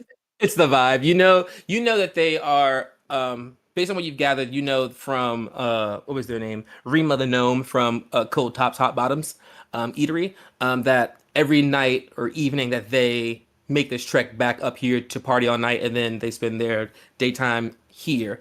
You now know that that is because Magnus Flame kicks them out during the day, and he's like, "You have to leave my house at some point, and you can come back later." And they always come back later to party. So he sets some food for them. So they're just looking for. They want to see the statue. They want to be in his energy. Yeah. So they have cultist vibes, and you also know, speaking of cultists, that these people are, as we mentioned, all the members of the the you know them as Raging Flames currently? The Neo Asgarathis slash the Raging Flamers is what the people in Statue City call them. Neo Asgarathis, if you call as you call them, they overlap. And so you see, though they're all alumni at this place, every single person on your checklist of potential threat is in this group. Um, yeah, and so you could start a party. Absolutely, they want a party. Yeah, I'm about to say I'm giving Desiree's giving a very similar vibe also to what the homie that they're all here to see gives. So she's gonna climb on top of that 3 foot like railing next to where the gate is. Mm-hmm. And she's gonna cast Flaming Sphere, but also kind of, if I can get away with this in the way that he's doing, very Avatar-esque down there. Like the sphere is in front of her, kind of hanging there, and she's doing like hand movements. She might even be putting herself out of her comfort zone a little bit and doing a little bit of swaying, getting into the Carlton with them as she's like doing her just, and she wants to see what the vibe, or if there's any reaction to that. Yes. Um, you start to climb onto this little rampart, little half wall, and you get up there and you try to get into character. You're thinking of the many characters in your books who are just those energetic braggadocio, the Sylvies of the world, the tidbits. You're trying to hone that. I need from you, casting the spell is effortless. You are a fire witch. You got that. I need a spell attack roll, which will determine the you're trying to like make it not flaming sphere. You're trying to make it into like something to look at. It's like, I'm gonna make this flaming sphere into the shape of a person or a body or a dog, depending on what this roll is. So I need that attack roll, and then I also need a performance check, but I need to know what the attack roll is first to let you know if you have advantage on the performance check. The attack roll was a 25. You have advantage on that performance check. And I need it because this is not her niche. Mizu, where are you? Quick, make a distraction. I got 2 dirty 20s. Yes. You stand up there and you try to get it. You're like, I am the primal influencer of fire. And your brain, you're like, ish. And you kind of like will this fire. You some of the fire spear. You kind of whip it around your head. You some of the fire spear. You lower it in front of you, and it starts to take on your shape, and it becomes like this. Um, Kind of like people who puppeteer things, but it's more like horizontal. So like it's in front of you, and you're like obviously puppeteering it, but everyone is like, but it's like fire exact like, as it does arms. It's like it's shooting fire out, and like so like fire dancing, but like the fire is literally dancing. You are skilled enough to make it into a perfect likeness of you, and you are entertaining enough that for the first time, every alumni is looking at you. They're like, huh? And there's just this, whoa. Um, Sharp, you see this like that kind of like looking at people's eyes who they don't cast magic and they see someone like when a kid who can't cast magic sees someone cast prestidigitation for the first time, it's like, whoa, that shit's dope. You see the masses like, oh my god, I want to get in the pot. And they're just like, all the heads just woof, woof, moving wherever this thing goes, and you just watch a bunch of dummies being dumb, weird ass Fae. Anything you want to do? Yeah, I want to cast grease under all as many as I can. Yeah. And you hit him with some grease. Tidbit, anything you want to do? Well, 10-foot That's square gonna be centered on a point within range. So, oh, it's gonna be messy. yeah. It's gonna be bigger than 10 Hit feet, don't like worry. 3. It's gonna be bigger than 10 feet. They're gonna be sliding. 10-foot It's square not what I'm centered on a point, imagining. that's at least 4. Oh yeah, and they're mobs. You're getting I got you, don't worry. Yes. Can I use thaumaturgy to rapidly change the color of Dez's flame person like dance lights? Yes. Yeah, you can absolutely. Um do I want you to make a roll for that? Because what if it goes badly? No, it happens. You for sure do that. Tell me just what that looks like as Tidbit Thaumaturgy's the dancing fireman. That is not Desiree's familiar. She just decided to make a new one. What does it look like as you Um, get into this? I want to say that's just like that's what happens when Tidbit starts to rave hard, you know? Like Tidbit saw like, oh, we're gonna go for a party? We can party. Um, All croaking. yeah, that's how he Oh my dances. god. He just stands there and croak. Mm, mm, mm, mm. Just gotta feel it in your body, you know? Desiree, you see you are not doing this, but your fire is Roy G. Biving is just moving through the color spectrum very rhythmically. It's like, oh, snap. Hey. You look over, you see Tidbit is like, as his chest is expanding and contracting, and you know that he's that little weirdo's doing that. And then the next thing you notice is a bunch of people you think in your brain they are really into it. They're like, yes, yes. No, that's not what's happening. They're going, oh my god, as grease appears under them, and they start, and it moves from dance party to rave to oil wrestling contest as alumni start to get split up, and they're like, oh, they're falling around. They're just like, they're trying to get up as they're pulling people down to the ground. People are like, are you attacking? So like they're like jumping on to like fight. Like, oh, this is now I'm slippery, and so it cacophony of chaos. Everyone else who's not in that, wow, smuggler people, just in the middle of that sea, just slipping and sliding all on the ground, just like kind of like drop out, and you're like, and it's just like a massive writhing. Young adults are on the ground, having a bad time, but they are prone. They are greased up. They are not deaf, and not all of them are guys, but you know, it's fine. That's a family reference if you didn't get it.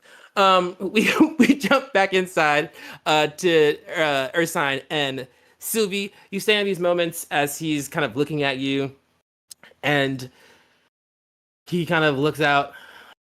Okay, well, you're very powerful. So you do know about the other one, right? Nope. Like the other one of you, the primal one? Well, of us, but yes, She's a we're all bitch. I know on the that same much. level. She We met Oh her. yeah, is we a saw bitch. them. We saw them. Yeah, they were the worst. They're Yeah, we kind of saw that mean. bitch. Yeah, she came here. About a Yeah, I plan on week and a fucking half her ago. shit the fuck up. If you really want to know. Oh well, you should, because she plans on fucking your shit up as well. Oh yeah, she said And that. yeah, she meant it, and she's kind of like she wanted me to join her, and I was like, no, war so You're much. She's better like, you're than so that. powerful, you're so influential, and I was like, yeah, I know, but like that's so much pressure, and I'd rather not. She called me a bitch, and then she turned to a cloud and flew away. But I, you know, she did offer some in her pitch to get me. She told me that she was planning to, and now I know she did, attack the Queen of the Fae to dismantle this very fragile institution that that, as you probably have realized, has come to fruition. Oh Cause yeah, she killed that bitch. yeah, I've heard. Everyone has heard. This is Even wild. I've heard, and I don't even know the Queen, and I heard about that. But yeah, she kind of thought it would be the best way to kind of fuck things up here, and I can't say that she's wrong from like a fucking shit up point of view. Kill the person in charge, and everyone else kind of like scrambles. It was crazy. I know. See, but that also played to our benefit because within our party, we have the new Queen of the Fae. Are we Yeah. supposed to say that? That's why not. He's gonna vote. We're getting a vote right now. Oh Me yes, voting? fair. Oh yeah, no, I'm not voting. I No, well, we're also getting his power in order We to should kill that vote. bitch. It matters. You should vote. Voting does matter, but I'm not from here, and I don't really know the rules of how all that works. I've been told doesn't that. matter. Okay. Well, I do think that she's aware of your machinations. She She should be. now I know has mentioned you. Him. I know of the one Did who, I? yes, the one who took Okay. Floristem's power before she could. Um, she was very upset. And that sent her into a whole frizzy, and she decided that the next best step she can have all the power was no one can have the power, and she hunted down and killed the Queen of the Fae. So, guess she's doing well. But that's the person you're trying to go up against. And not to be offensive, this was really great. She is trying to kill you. I am not trying to kill you. That's fair. And she has friends, in which out of he's not saying this, but you know that she has friends. You've met her three helpers, I guess you could call them, the three birds that she came with when she made that original introduction and saw you, or like made herself known. She's not working alone. She has loyal followers who will die for her, who will kill for her. So when you go up against her, and you will, because she's looking for you, because she has. Well, I guess she's technically looking for us, and I'm probably the last on her list because I know her. So I hope you guys don't lose. Otherwise, she's gonna try to kill me. Well, unless I join you guys, and then you have my power, and then I don't have to worry about dying because I'll be dead already. Or you can just, like I said earlier, lend my party member your power, and you don't have Oh to yeah, deal with shit. And you can know you that. can just be like, you can fuck off and be an artist and be loved. I don't think that's how it works, from what I've gathered. I think if, based on you two, if I give my power up, I no longer am. I don't Oh, get we to don't know give. that. It seems clear to me, and Yeah, not for I my sort of opinion. It just I kind had of an seems like that. interaction. I agree with you. That's yeah. You are weird, I will say, because you're Right? because Chris lives, but from what I understand, in your story, she never held that power. It was taken from her in Euro is not a word that I would know here. She was taken from her when she was being born. It was split from her, so it was never her. It was not hers when she came here.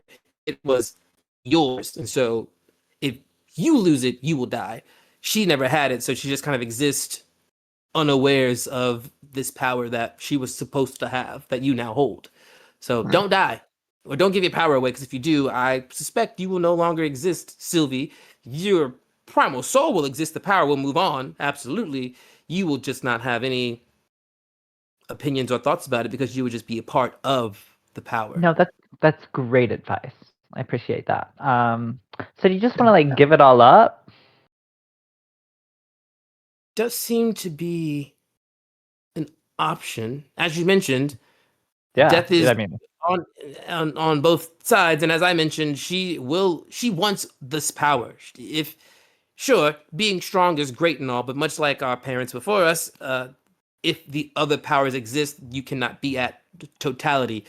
And if she learned what I learned from our friend here, that power is takeable. So why not take it? And it seems that you all have been kind enough to gather it into a yeah. nice party. So I think she Would will you like to be a come. part of that? No. I do I have this is my No, no, new no, life. no. I get it. I get it. And you can still do that in the next one. Is what I'm getting at. The way I'm asking you to join our party is by Self-sacrifice, yes. yeah. And what a better way to be a hero, you know? It's Right kind of aside. artistic. It's kind of artistic Yeah, if you it's very think about it, artistic. right? Yeah. Turns It's a to great Ursign. performance piece. Always trying to get people to thin themselves in their name, aren't they? It's a very icy approach. Eyes, the eye flames just kind of squint just a little bit at her sign, but in reference to Sylvie. It's just the nature. I am Yeah. okay giving this power to someone if that person is of quality. You said you have friends who want to She's right outside. We can get her. We see can it. get her to put a show on for you if you'd like. I am interested in seeing what can be done. He turns towards the door and he starts to walk towards it. He snaps his fingers. The whole house just kind of like the fire waves, but in a retractive state as it goes from top to bottom. The flames back into the bottom window. The fire drops. The doors swing open, and you and uh, Ursine and Sylvie and Magnus Flame are met by the same sight that everyone else is beholding, which is you're just seeing the back of it. Desiree has positioned herself onto the half wall. You see the back of her. She's constant, like her, she's got this pose that she's moving herself around, and then you see from these flashes in front of her because she's perfectly in sync with this thing. But you see as she moves her hand, like fire like reefs out from about 5 feet in front of it from another hand that's moving almost in sync as fire is being flung around it and danced and twirled as she fire dances with fire that is dancing. If Squid could see you, he'd be so impressed. Love. She does all this, and everyone walks, and you all walk out, and you see her commanding fire in a way that is supernatural to her. And he looks, oh, who is this one? This is our artist, Desiree. Interesting. I must bring your friends. Bring your friends inside, and I will speak with them. You may go gather them. I think they're preoccupied in the moment.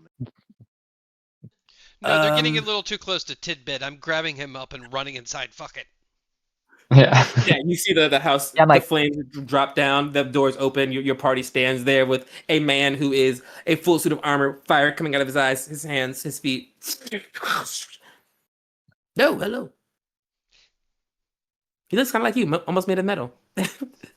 Welcome, welcome. Come inside. Bring that one.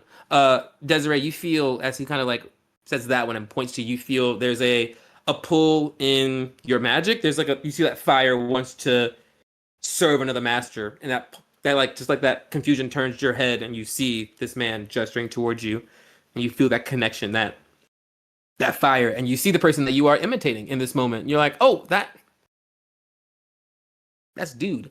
You just know in that moment, but he's beckoning towards you in a very gentle way, unlike the last way you were beckoned in a very commanding way.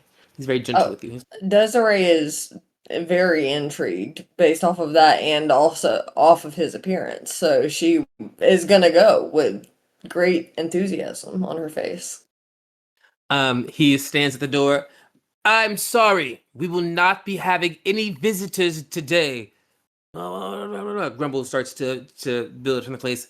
I said, I'm sorry, we will not be having visitors today. His voice booms in this kind of like someone giving their command to a dog in a very like playful way, and then being like, oh, I need to say it like I mean it. I got you. And then he says it again in a tone that means it, and you see all of them go, oh, and they just turn around and disperse. Sylvie, you know that he has a power of compulsion of people. Hearing his voice makes people want to let's say he can't always control it as he mentioned, but he can in times focus it. They all turn as Desiree starts to walk up, the last of the party. He ushers you all inside and closes the door. I've been told there's gonna be a show, but I think the show's already happened. And no offense to you, my new friends, and he turns to Sharp, you seem very interesting. You see his metal kind of moves around you. There's again fire, but no eyes, just like flames coming out of his sockets that kind of grows and dims with his energy. Very like Father from Kids Next Door, like, but he's keeping himself calm, looking at you, admiring the craftsmanship of your metal as a person made of metal himself. You are very unique. Ah, I like you, but I am sorry. Sorry for what? That you can't wear a cheese suit like me? Ew. You are correct. I could not wear a cheese suit, it would melt. But I am sorry that you will not be the recipient of this gift, though you seem like you should be the recipient of many gifts, and perhaps you are. Are you a gift, my friend? Creeping me out, dude. I'm all right. If you're giving away presents, I don't need anything. You keep doing what you're doing. Where's Tidbit? Hey, Tidbit, come here. This is Tidbit. Move on to him. Yes. Your friend thinks, and he looks at Tidbit, your friend thinks I want to give him a gift. I do not. Your friend is the gift. I do not think he knows that. You should tell him, little frog. But you, I am also sorry. I do not have power for you. I also do not think that you are a work of art. You are squishy. But that is It's kind of squishy. It's cute. It's cute. Mmm. Cute. Cute. You are cute. Yeah. Yes. And I am sorry. I cannot give you fire. Oh, that's okay. I need to be wet, so fire would probably give my skin some awful patches. No, well then the stars have decided that this power is not for you, as you cannot hold fire. You would have patchy skin. Yes. I have patches of skin, but it's made of fire. Different. Interesting. You. And he looks at you, Desiree. Your companion has put themselves like just like right behind you, and then so he looks at you, and his eyes shift over to your companion. He looks back at you. There is great power in you. What is your name, Fire Tree? Desiree, and I too have patches of skin made of fire. Yes. Your friend, I look at Sylvie, knows you very well, speaks very highly of you and your romanticism of the flame. Oh, well, thank you, Sylvie. That's very kind of you. Sylvie was my very first friend after all, so I guess they would know me best. Hmm. Very fortuitous that they have picked you to be the bearer of my gift. Do you accept this burden? This gift I bear? Well, wow, that's a great honor. I think I can only count on one hand the amount of gifts I received in my life. So, somebody as powerful as you to think I would be worthy of something like that, that's a compliment of the highest honor. Oh, well, after seeing a feat like the one you have performed yourself, being able to will the masses much like I have, being able to touch flame much like I have, it seems that a prodigy has, or a protege has, manifested in front of me when I did not know one was needed. But it Well, seems, as your friends have told me, it's time to pass on this power. I do have to admit, and I do want to be upfront with you, that performance I gave outside, that's very unlike my nature. I have a way of moving people and persuading in the shadows, but if what I'm thinking could be correct, maybe I can get some of your power in that way. If you were to pass on this gift that you possess to me, maybe I wouldn't blend in so much. Maybe I could stand out and be such a performer and artist such as yourself. He kind of looks at you. What's your passive insight? 12. Ooh, not great. He kind of looks at you, and there's just like a moment of confusion. One eye gets kind of hot. One eye goes down. It kind of gives you like the impression of like a cocked eyebrow. You're good at and that energy. You're good at interpreting faces of flame, as your tree often makes faces at you, but it is just a burning bush. You're like, oh, how do you? So you're good at projecting emotion onto it. Kind of looks at you. That is so funny. You are so. He looks at her sign. I do not mean this to be rude. You are foolish. You want to have power and perform and not blend in, but when I saw you, you exempled you helped upheld those ideals. You were powerful, you stood out, and you did all the things that you wish to be able to do while doing them. You recognize this, do you not? Sometimes a fire does not realize it is as hot as it is because it is fire and does not care if it is red or blue. That's a temperature thing. It does not care if it is taking over a forest or heating a home. It cares about being fire. And you, my friend, are more than a fire. You are a blaze. You are a inferno with potential. Tell me this. How do you express yourself? Through writing, of course, and the pursuit of knowledge. The more I can learn, the more I can write about. That is so funny you mentioned that. That is how I learned of, and he references a statue that is in the space, which is the stuffed one. It is Gaudier Drix. He references it, and he's like, that is where I found this information of this magnificently damaged creature, the specimen for my artistic expression. The same place I found the inspiration for the one downstairs. Oh, there is a place I think that you will like, my friend. And he reaches out for your hand. He extends his hand, like he wants you to take it. Come with me. And he starts to move very quickly up the stairs. You all He's see. gonna give Sylvia a little wink on the way. I'm writing now.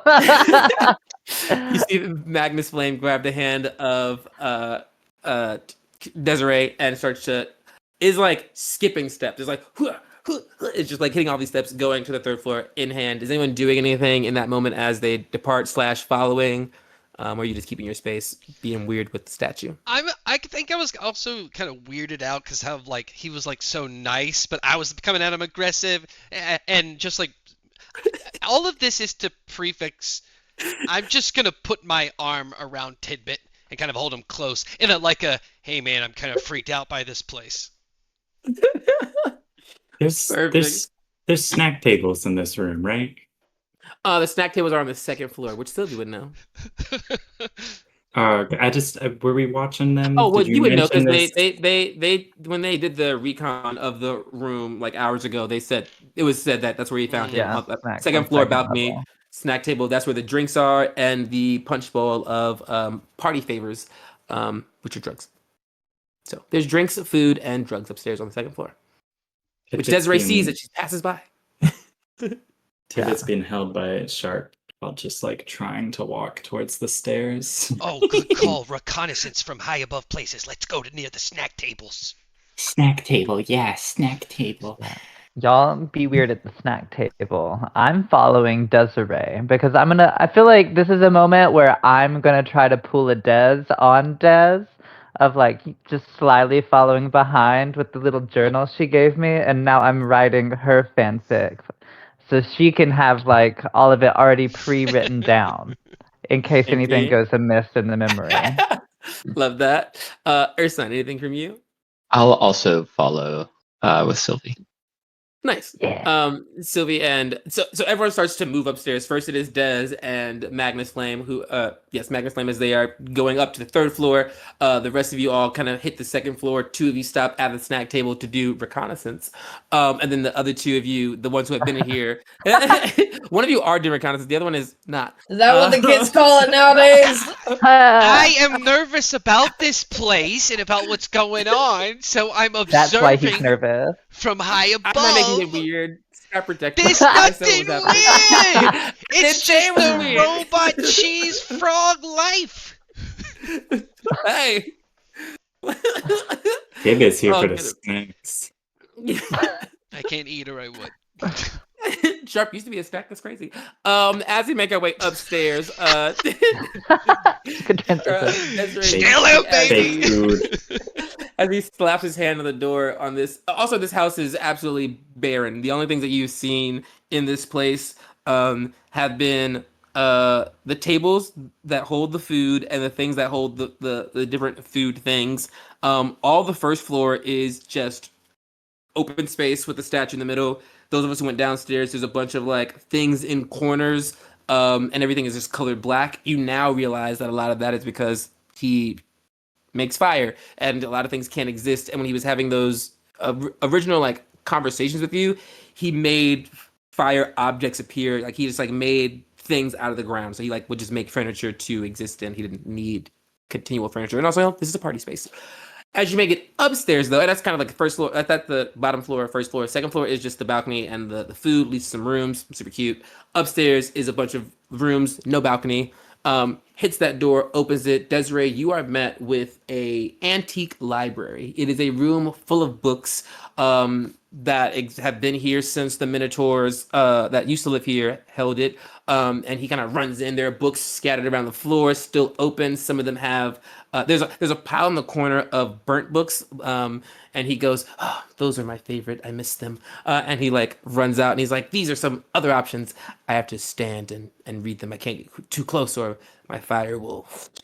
They're so old, but that's the one where I found, and he points to the book that gave him the Drick story, and that's the one where I found, and he points at the book that gave him the inspiration for the project that he's working on, and he just kind of like, "This is it."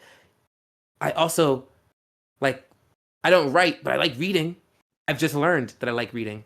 I've not This is tried to write. absolutely incredible. I'm completely at a loss for words. I could spend forever here. Uh, I know we don't have the time now, but you mentioned missing the books because you can't touch them. If there would ever be an opportunity that I could come and I could read them to you, that would be more than wonderful. Well, I think that your friend wants me to go with you so that you can read them to me. Though, I don't know if I know them, but the one way to find out is if I do it, and we try. Can I come with you? Well, that sounds fine with me. If that is something that you'd like, wow. I guess you really enjoy my company. I do, and if you write stories and read stories, then I can enjoy your company and he starts pointing at books and that version of your company and that version of your company and that version of your company and that version of your company. And I'll know so much about you in so many different ways that show me who you are. And then I'll know the real you. Like you'll know me, not just the guy in a fire suit who fights things, but the guy who makes stuff. I use fire to make stuff and control people, but that's not on purpose. That sounds wonderful. I do hope we can make sure if you do come with us that we can collect all these books and bring them with us, even if it takes several trips. I'm okay with that. Oh, oh yes, I don't. These books don't belong to me. They were here when I came here. But I want to go with you. Do you want me to come with you? You have to make the choice. Or I guess we have to make the choice together. I want to go. Of course you can come with me. It would be my pleasure. And he goes in to give you a hug. And as he does, Ursine and Sylvie see something on stream that you are familiar with in a sense that you experienced this choice happening as a choice off camera as players. My friend Erica is not getting that choice off screen or the choice at all. I'm just gonna tell her what's happening. As you embrace this primal, this is the primal influencer of fire. Gotta get their names right. You hug each other, and you just feel yourself getting hot. You're warming up, and it feels like it's coming from you and also from him. Like you're getting hot, he's getting hot. And you're just like raising in temperature. The two of you who are watching this see not them getting hot, but them getting brighter. The she has a reddish hue to her fire, and he has a more like yellow hue, as they both kind of like red yellow kind of heat up, and then it morphs into this like as like two individual flames burning extremely bright, though not burning the ceiling down. It is hitting the ceiling, and it is very contained. These two Saiyans going Super Saiyan, like but with love.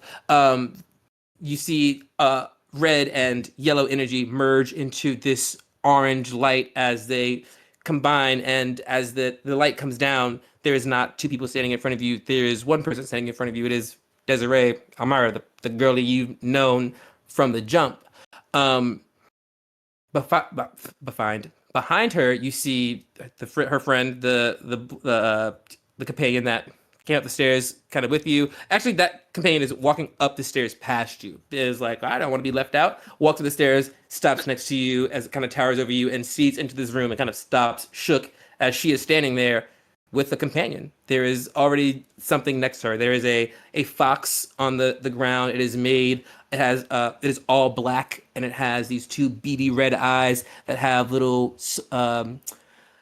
tufts of smoke coming out of them, and as it moves, flakes of ash kind of fall off of it as it leaves like a little trail, and it kind of just like runs around and looks up at her, runs around, skitters on the ground, runs up to books and starts to like mess with them. The problem now they have is that it's leaving these black smudge marks on things, but not burning them. So they kind of like are pawing at the books like and looking at them very eagerly as if this fox can read. But also Desiree knows that fox probably can read based on how it's moving. It is interested in digesting this book. And you watch as she bonds with this primordial soul and takes the external option, gaining a flame-based familiar. So now Desiree got a tree and a fox, both on fire. One is mostly made of ash. The fox is like an ashen fox. And then her wildfire companion is a burning bush. To her burning, I'm not saying that sentence. But there are two trees on fire and a fox made of soot. And you see them standing there as she is left in that room by herself. Desiree is like looking around, eyeing books, as she's just made a decree that she wants to take all these books with her, no matter how many trips it take, which you both heard. And that is where I'll turn it over to you as she's like, I want all these books. And you're like, ooh. Yeah, as soon as that happens, she's already picking up books after all of that's done. It's specifically the ones that the fox is going to. Like if he's going back and forth between different ones, everyone he's touching, she's making sure to grab first, as if that's like a signal of his interest. Yeah, and you know there are like 6 or 7 books that are on the floor and open. Those are the ones that he said he was like reading but has to read at a distance, and those are the ones that the fox is running up to. And so you can absolutely go up and grab those and kind of like put them up. It only gets to fuck up one of them because it's the smut hands, but you easily grab them all up. Do you intend to take all the books or just I intend to take as many as I can carry on my person without becoming encumbered. Yeah, roll me 2d20 first. I'm about to do some crazy math, Lord Jesus. I'll carry 2 books. Sorry. Okay. That was a 4 and a 9. That's crazy. A 13. 13. Okay, roll me a d6. A 5. Outside of the books you carried with you and the 7 books you just picked up, you can take 5 more books from this library of your choosing, to put into your Santa sack of books, which I will let you peruse your options. These are all super old books. I think that is something that would grab your attention. They are like, you've read history books, and these are like books that people were writing in the history books. You're like, oh, I've never seen literature from this time period. Just I've heard about the literature from this time period kind of type energy. And so you see all these old books about Fae, anything you want to know about Fae, they've got weird books on here, aside the ones that he's burnt to a crisp. So I'll let you just choose 5 She'll books that. pick whichever book that she can find that's like the earliest, like you get what I'm saying, like the earliest Mhm. time period of a book being published. Like she's gonna pick that one, and then the other 4 she'll pick whatever she can find that she has the least knowledge about or that she's never heard of, which is unlikely. Okay. I would say you will get books on the books that are like the old books are books that are from the Kingdom of Symphony when the Kingdom of Symphony was up and running. They are a lot of Psalms books, like they're like song books, but that was just a place of music. There's stories in there that hold meaning and all these kind of things. And that there's a connection there.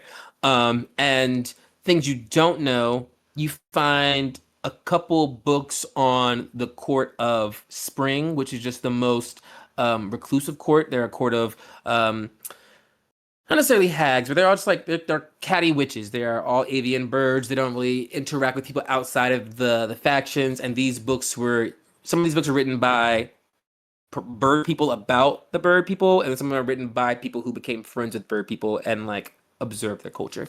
So you learn some Court of Spring stuff and some old symphony knowledge.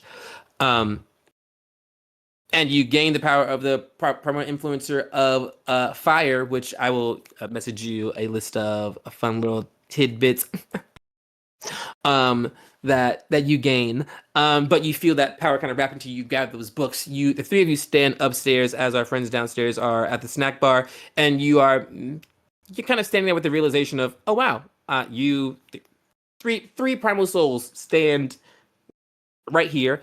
Sylvie, you are likely the strongest of the 3 of you, and also that you've trained up some now, but you know that Desiree is the weakest of the 3 of you.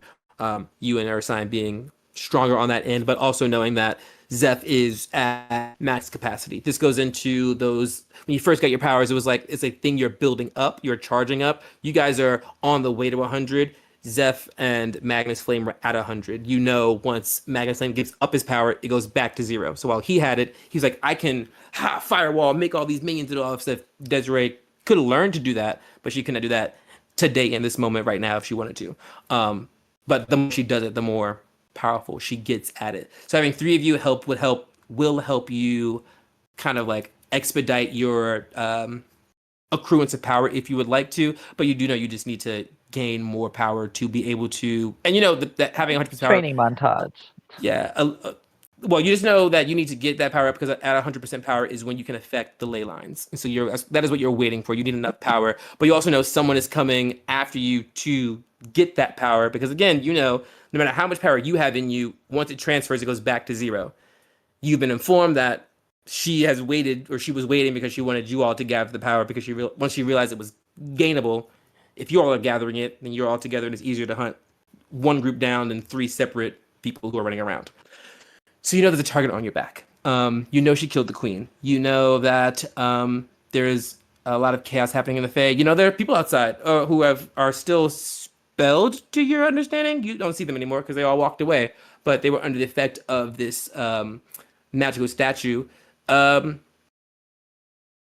which you assume is no longer magical. I would say from the insight of Sylvie, that was kind of a thought process you had of his power is tied to this thing. So that's something you need to examine. Which, if you want to do, you could absolutely do in this conversation right now. Do you examine it, Sylvie? I feel like I just will trust my gut on this one. It's off. Because really, like the first thing on my mind, I would look at the 2 of them and be like, okay, y'all, we have to tell Tidbit who killed the queen. I can't wait for this. I feel like he might know because of the brain things. Well, oh, Tidbit, You're not currently psychically linked. Gotcha. he's not answering. Yeah. It dropped during that at some point during that training montage. Oh, does it? It dropped. Cool. But you're busy. You were trying to fight for your life, so you might not realize that. But yeah, you would. So you want to go tell Tilbit about that. You give me the part. Yes, but I'm gonna look at Desiree and be like, Desiree, I think you, with all these feelings you have right now, would break it to Tidbit the easiest as to who, and then I'll come in there with some revenge murder plot tactics. And then I'll cut the tension with a joke. Yeah, you're good at that, Ursine. Gotcha. Desiree is so completely engrossed in the rest of the books that she did not pick up that she did not catch any of that. Just think about everything she didn't read. She's like, Yeah. No. I just start like patting Desiree's head. I'm like, Desiree, get out the book. Get out the book for a second. Do you hear me? Desiree, I I think do. you realize in this moment I'm making this choice right now because it seems fun and cool. Your companion is your wildfire companion is from your subclass. I'm gonna say that this fox is sitting in familiar land. So you have the ability to I keep using this warg term because Game of Thrones. You can pop into the vision of this fox, and if you wanted to, you could look at book. You can look in the library as the fox, like through the fox's eyes, and examine things. You can not physically be in the space while you're. You can not mentally be in the space while you're physically present. If you want to, split your attention. You realize that in this moment, as you're like thinking about those books, and the fox is looking at the books, and now you're seeing the books as Sylvie is saying these words about this plan, about something, and somebody died, or maybe we know, and you're just like, wow, literature. He's gone. Okay, Ursine, you have to break it to Tidbit. Wow. Okay, I couldn't think of any jokes, so. Oh, we'll turn it into a joke. I feel like that's wildly inappropriate. Only if you think about it in that way. Fine, I'll break it to Tidbit. Damn it. No, you tell a okay. joke. You tell a joke. I can't think of any jokes. I tell the I'll break joke? it. Yes. And then we can get Desiree to do the revenge stuff because I don't think she'll be very good at that, and I think that's for the best. I love how we're just switching to all of our weaknesses in this moment. I'm game. You make that plan as you walk downstairs. You see Sharp and Tidbit. Sharp is looking over the balcony, kind of like looking out, examining the room. Tidbit is stuffing his face. There Tidbit, they're was here. one thing I wanted to do while they were doing all of that. Could I Yes. send a sending spell to Phase On? Mm-hmm. Yes, you can. Just like was eating snack and was like, oh, 1 sec, I have to send a message. Yeah, I want to say, what is it, 25? 25 words. Okay. Yeah. Had snack, calm now. Sorry about tone. Made peace with fire, man. Wrapping that up. People may still be party. I'm not sure. Love Tidbit.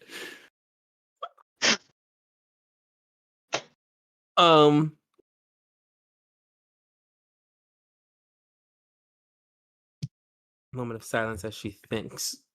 She hears this voice in her head. For the second time in her life, she's like, okay. Thanks for the thanks for the update. No hard feelings. Everything is chaotic.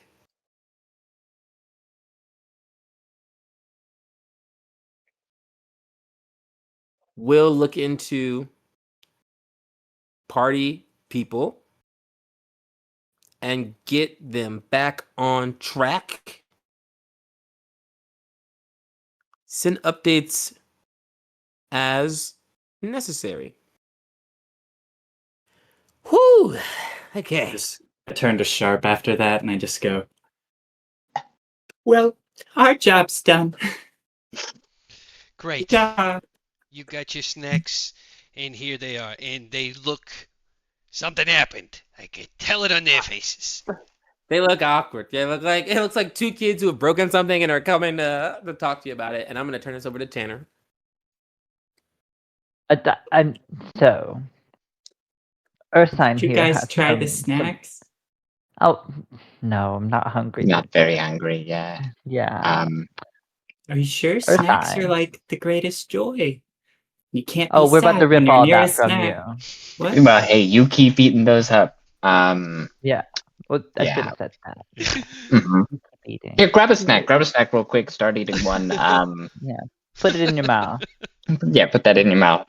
Grabs a whole cucumber. Splendid, splendid.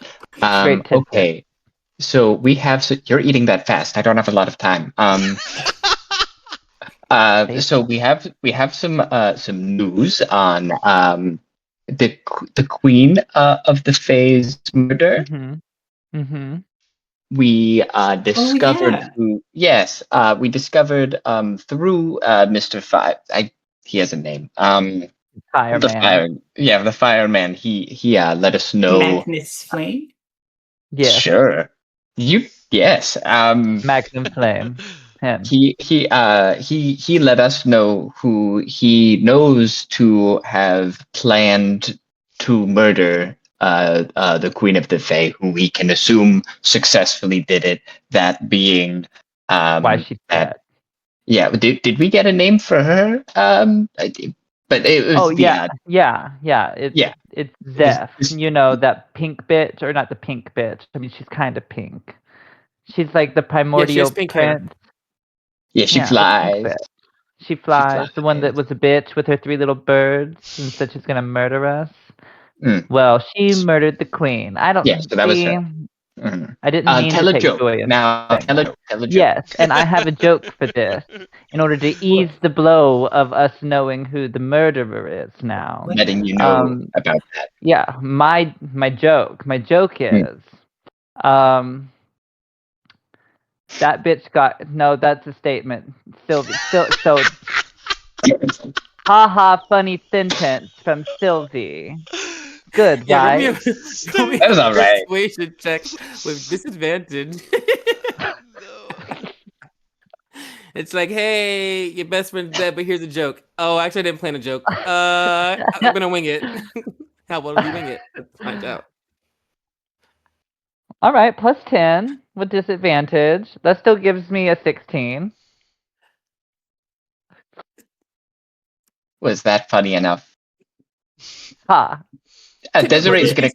Was it 16 funny enough to make ya haha after finding out who murdered your best friend slash mom slash mentor? You tell me. Tippet rustles around in the bag for a little bit, pulls out a little notepad. Oh, we've all got notepads. My vengeance checklist. Identity found. Okay. And Desiree has some very important Desiree's not gonna really talk about persuading at this point. revenge. You keep on. Yeah, Desiree's going to talk about revenge. Desiree, this is your I go. do want to say real quickly Oh, yes. that was terrible. And if it were anyone but me standing here, you may have emotionally destroyed them to a point of no recovery. The joke was that bad. Sylvie. That was a joke? I mean, it's not really out of the realm of what I do anyways, just in another way. I feel like I broke the news pretty well. Kind I'm of. I have sorry. come out I'm and sorry. I guess we should throw that in too. Oh, I yeah, know it's sorry. a city of arts, but maybe you shouldn't try stand-up while we're on the job. Okay, tidbit. I understand you're angry. Desiree comes down the stairs.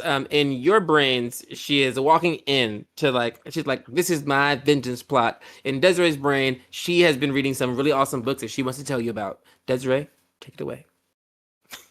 As you walk down the stairs. Well, I have been tasked with letting you know how you can act out your vengeance. I actually just finished reading a few chapters that were very insightful, and back in history, they used to make a hole in their enemies' stomachs, and they would rip out their intestines and Oh my entrails that god. way. That That was That's proven to be vengeance. pretty wild. effective. We should It's the Elven way. Well, my They're like, queen always said something about that. Do we think that would work if she's made of wind? You could fart in her direction. Yeah, then it's stuck with her. It'd be pretty bad. I'm gonna add that onto my checklist. Make her a fart. Fart on her. All right, guys. I know people have been dying left and right, but listen, we gotta keep going. All right. Sorry about Yeah. that. Tidbit, you're gonna literally benefit in major ways that you never would before, so it's not too awful. Dez, proud of you. Really fucking proud of you. Get the fire in you, Yeah, second but now it's amplified. Snaps. I can't do that. Clanks. Tink, tink, tink, tink, tink, tink, tink. All right, that means 3 of you got magical crazy powers for the ley lines. We need 1 more, and then you 2, and he's gonna point towards Tidbit and Ursine, are gonna have to work together to help us find this next one, okay? Or I'm gonna reveal a major secret between yous twos. But if you don't want me to reveal that secret, he's gonna point up towards the north. There's a fucking forest we need to go to. Well, that's part of the afterwards plan, isn't it? Yes, but afterwards only works if it's not right there. I don't think I have a secret. Oh yeah, it's totally got to see. Oh, I was about to say it. I almost said it. Oh, do it, Sharp. Say it. All right, I guess I'll say it because nobody wants to It wasn't agree part of to the go deal. first. Well, if it makes the situation better, we do have a huge target on our backs, being 3 individuals with power when the bitch that's after us wants all 3 of us. I have a feeling she'll follow us wherever we go, so technically we could head to where you need to go, Sharp, and she would probably show up. All right, I like that. Secret kept. That was it. I just learned it. And then it would be super deadly for all of us, except for you. Right. Now, I don't know, guys. We faced lights before, but people coming in and out of this forest don't happen. It don't happen. Ursine, make me a history or oh god, I don't want to say insight. History or survival. I would love to choose survival. Do it. I would love to choose survival. So I rolled a 5 plus 9, so that's a 14, and I get to add a d4 to survival checks. So that'll be 17. I started like I got a 5. He's like, let me just add this 12 to it real quick. You have not tried to do it before, but your whole thing is vegetation, earth, nature. You kind of sit in that wheelhouse. You've heard Sharp kind of talking about this problem, and in your brain, it sounds like a botanical issue. It sounds like there's some sort of blight that is infecting this place that is, or protecting this place that is affecting people who come into it. And there's an inkling in your brain that if you were strong enough or tried hard enough, that you could, and maybe like revitalize that space. You could overwrite the nasty nature with a new wave of new growth if you were close enough and strong enough. You think that you could maybe for like, your own personal safety, if you want to go, you think you could like Listen, I know it would be dangerous, but strategically, my whole mission is to find a special soil that fell with the first Warforged on their body, clink, right in this crater. That will be used at Van Greech in a machine, which is a machine that will help navigate them to where they are from, where we are from. They've got something built underground. It's going to get them there. We're just looking at the direction. If I can get that, Van Greech will bend a bolt to me and will help us in whatever wonky shit we need to do. Boom, boom, fight bad guys. You're after dirt this whole time. Dirt. Oh, yeah. Sweet, sweet dirt. We can get dirt. No. Not this dirt. It's got a special mineral that's in it from a distant realm. Okay. Are those rare or something? No, it's not rare at all. Their realm's much bigger than this one. But the Warforged want to get back home, and they're building something to get back home. And the first one that landed here brought a little bit left when he came from that realm. Does that make sense? Have I lost you completely? No, we're understanding. All right. Whatever. Oh, The never thing mind. is, Tidbit's lost. Why Prime did they bring Derek? Ultimatus, the robots, the Warforged, they want it. Doesn't matter what it is. To them, it's gold. And you want to hang it over the little heads. That's right, baby. That's right. I like that. And they're huge. Huge society. I mean, they've got something coming up. I'm not even supposed to be telling anybody this. Guns. It's like, Oh, what's that supposed to be? yeah, I realize you don't know anything. Sounds like Cannons. fun, Hand but with cannons. a G. Is it? It sounds a little silly for you guys. We're getting lost in the table of contents. All right, in the book now, Desiree. You with me, right? Desiree's not here. Well, Well, see. see, so Anyways, it'll benefit. goofy. Yes, you are. Both things presented are accurate. Sylvie is right in the fact that Zeph will follow you wherever you go. So you think that if you go somewhere, that they will follow you, which also tells you that staying in certain places is not safe if you're planning to have an all-out war with this being in a city full of people who could be attacked or random folks who could be a problem. Isolating her will be easier to deal with. And isolating But you her know in that somewhere she's that has dangerous things around it that could also try to attack her. Yeah. she's coming after you, and then going to Sharp's location is a good choice. And you had the realization, Ursine. There's also like not really many places that you can think of to go. Unless you want to go to the Court of Spring where you think she would be, but if she's coming to you, then like that seems like that problem's covered. And you have 3 powers inside of you, so you're in a pretty good place when it comes to you just need one more primordial soul to have all 4, and then to get your power to 100% will be what you need to affect, I'll say, the ley lines, which just takes time and practice. So with that being said, with you guys being in the moment, you're being pursued because a third of you has the power now, so you're like, oh, okay, great, we are beeping on this radar. Where do you want the party to go? Do you start moving towards Sanjay's impact, heading up the mountains to the north? I vote for yes. Neds, I'm I saying don't. nod. Yeah, I don't think it's the worst idea. Yeah. I agree. I also think it's the worst idea. Yeah. All full Only thing circle. left Yeah. only thing left to do in this town that hasn't been done is I think just Desiree, if she wanted to see Grandma Street. Outside of that, everything else was checked off. You did the Magnus Flame, you found Fazan, you found Syndra, who also got kicked out with the other folks. She didn't make it into the inner circle. She got spelled and walked away with the gangster. She's not here. But you found everyone you were looking for. You've made decrees. You found about the queen. So I'm in my brain, that is all the check boxes, unless I'm missing something that the players need to do / want to do here. I feel like Desiree can double back to the tree because what I'm thinking could play out too is go up to Sanjay's impact, her having to travel back down anyway. So why not stop by and tell Grandma at the end of the adventure everything that happened, and then learn more that I might need to for my side quest. Perfect. I see some looks of interest on Tibbet's face.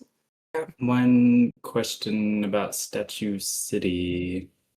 Is there a temple / church / any type of holy place linked to Summer Song? Yes. Then, if you guys would let me before I go, I'm kind of getting tired of walking. So if we want to come back here, can I at least go put maybe a quick escape down for us somewhere? Aaron casts a word of recall at that temple in the city.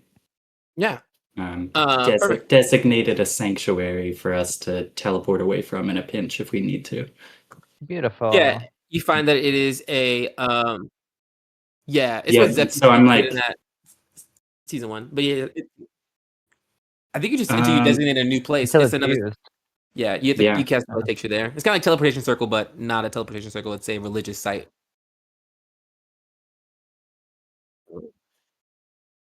Yeah. Mhm. Yeah.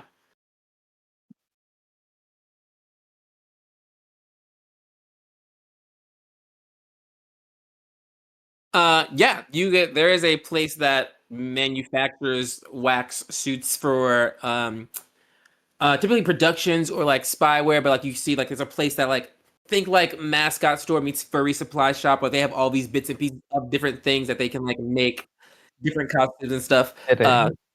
it is yeah.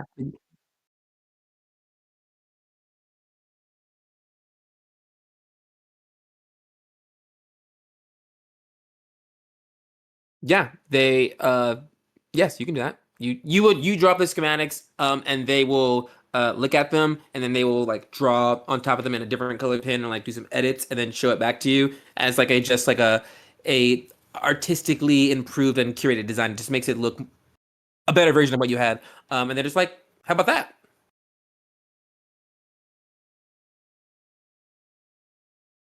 Oh, oh, I haven't had people pay me in such a long time. Yes, I can do that for you. For this? Oh, I only do my best work. And they pocket the coins. I'll see you. And they kind of take your name. They take the suit. They put the schematics into a file.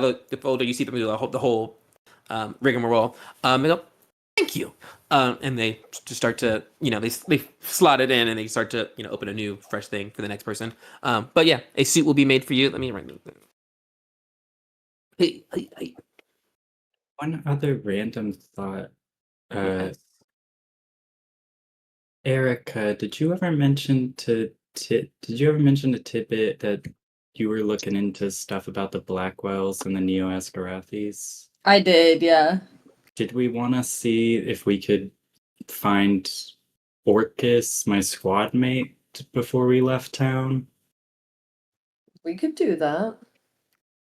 Yeah. I don't know how bad they're gonna fuck our shit up, if at all. But Give me a perception check with advantage, Tidbit.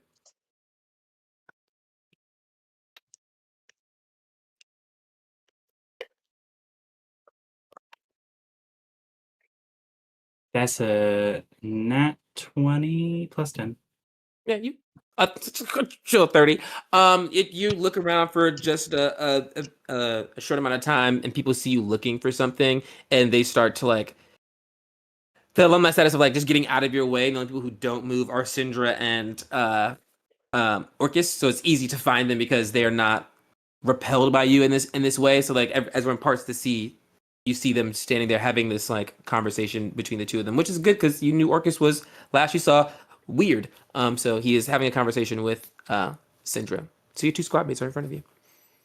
Oh, I found him. I raise my hand up like anybody can see that in a crowd.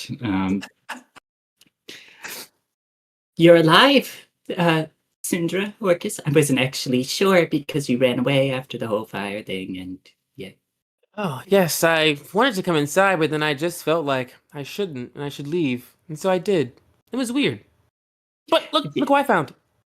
Yes. He's as weird as he used to be, not as he was recently. You're feeling better, Orcus? Yes, it was weird. My shoulders, they hurt, stiff. You were dancing Oh, like a I lot. I don't dance. You definitely were. You were under the. It's a long story. Anyway, sorry to kind of spring this on you so soon after you're all woken up from primordial possession and all the likes. Do you think your brother's evil? What? Do you think he's like a little bit evil, working with a cult maybe? No, why would you think that? I just sort of shout out like, She says he doesn't think so. I heard a rumor, maybe, you know.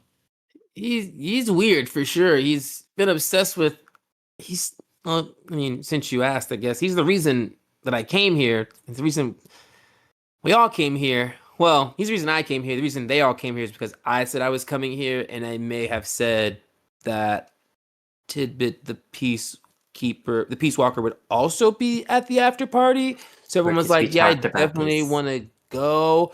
But like, if I didn't say it, then they wouldn't show up, and if I You have to did say stop it, they would using me show to up. throw parties, Orcus. But I I'm can't supposed go to to all use the my parties. resources to the maximum of my advantage, and like you're a resource, and you don't have to actually do anything besides like existing. So I'm like, hey, Peace Walker, and I'm like, I'll be there, even if you don't show up. They will, and they did, and I found out that looking at that statues actually makes you kind of crazy. So But you said your brother kind of encouraged this.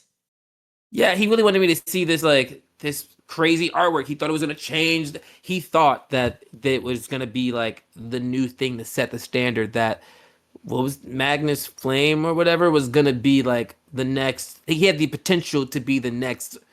I guess all the tribunal. Like he was just gonna like win the competition by himself without a team.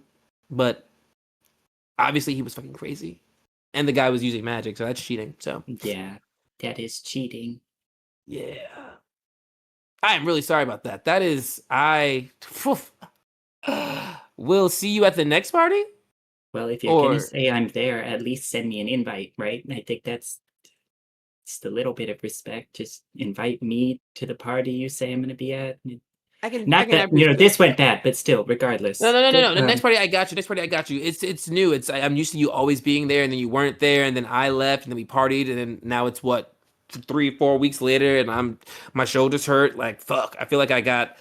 Also, why am I so greasy? What is? I'm just so oiled up. I'm just like rubbing this body. I'm so oiled up. It's crazy. Okay, Ugh. I'm just gonna So turn to we are done. Sindra.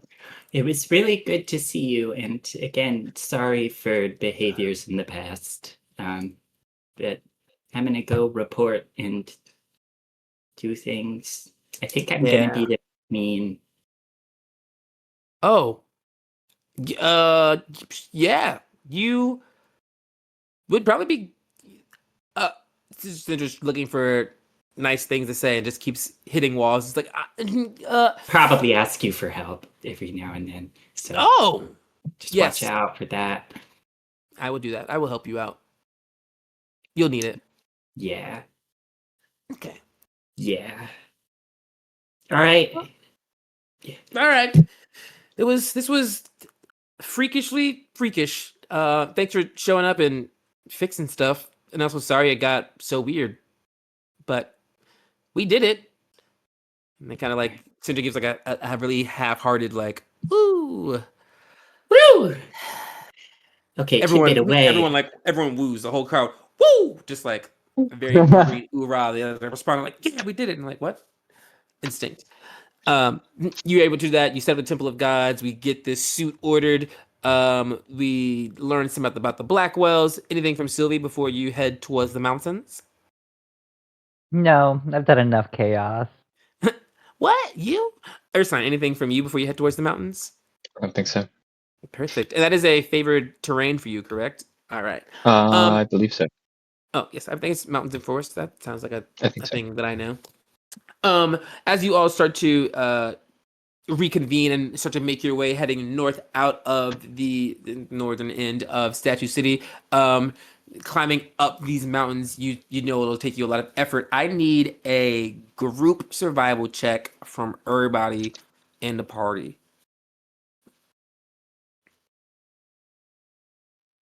I got a 24. Okay, show off. You said the dice are hot now. Okay. Got a 19. I also got a 24. Oh. There's fucking 19 cheating as out well. here. Ooh. Got an 11. I plus 7. I was gonna say jump back on the flow and did. All right. It takes you guys probably like 3 hours of moving just like before you get to mountains, like out of the city into the mountains. It takes about 3 hours of level travel before you hit the incline and start to climb this mountain. Um I think we're gonna leave off right there as we are on the mountainside. We are climbing it. You guys are making all your efforts. It is a new thing because you've not climbed mountains before. You've traveled via mountains as a guideline, but only person who's been on a mountain range, to my knowledge, is Ursine, and that shit is annoying. But you guys are making your way up this mountainside, and for the end of the evening, a last perception check I'll take from the whole party. We're looking for a 25. I gotta pee No. so bad. It's a 24. perception. I did not get it. Perception, yes. I have failed you all this day. Tidbit. I I have got a failed as well. 24. Oh, I got a dirty 20.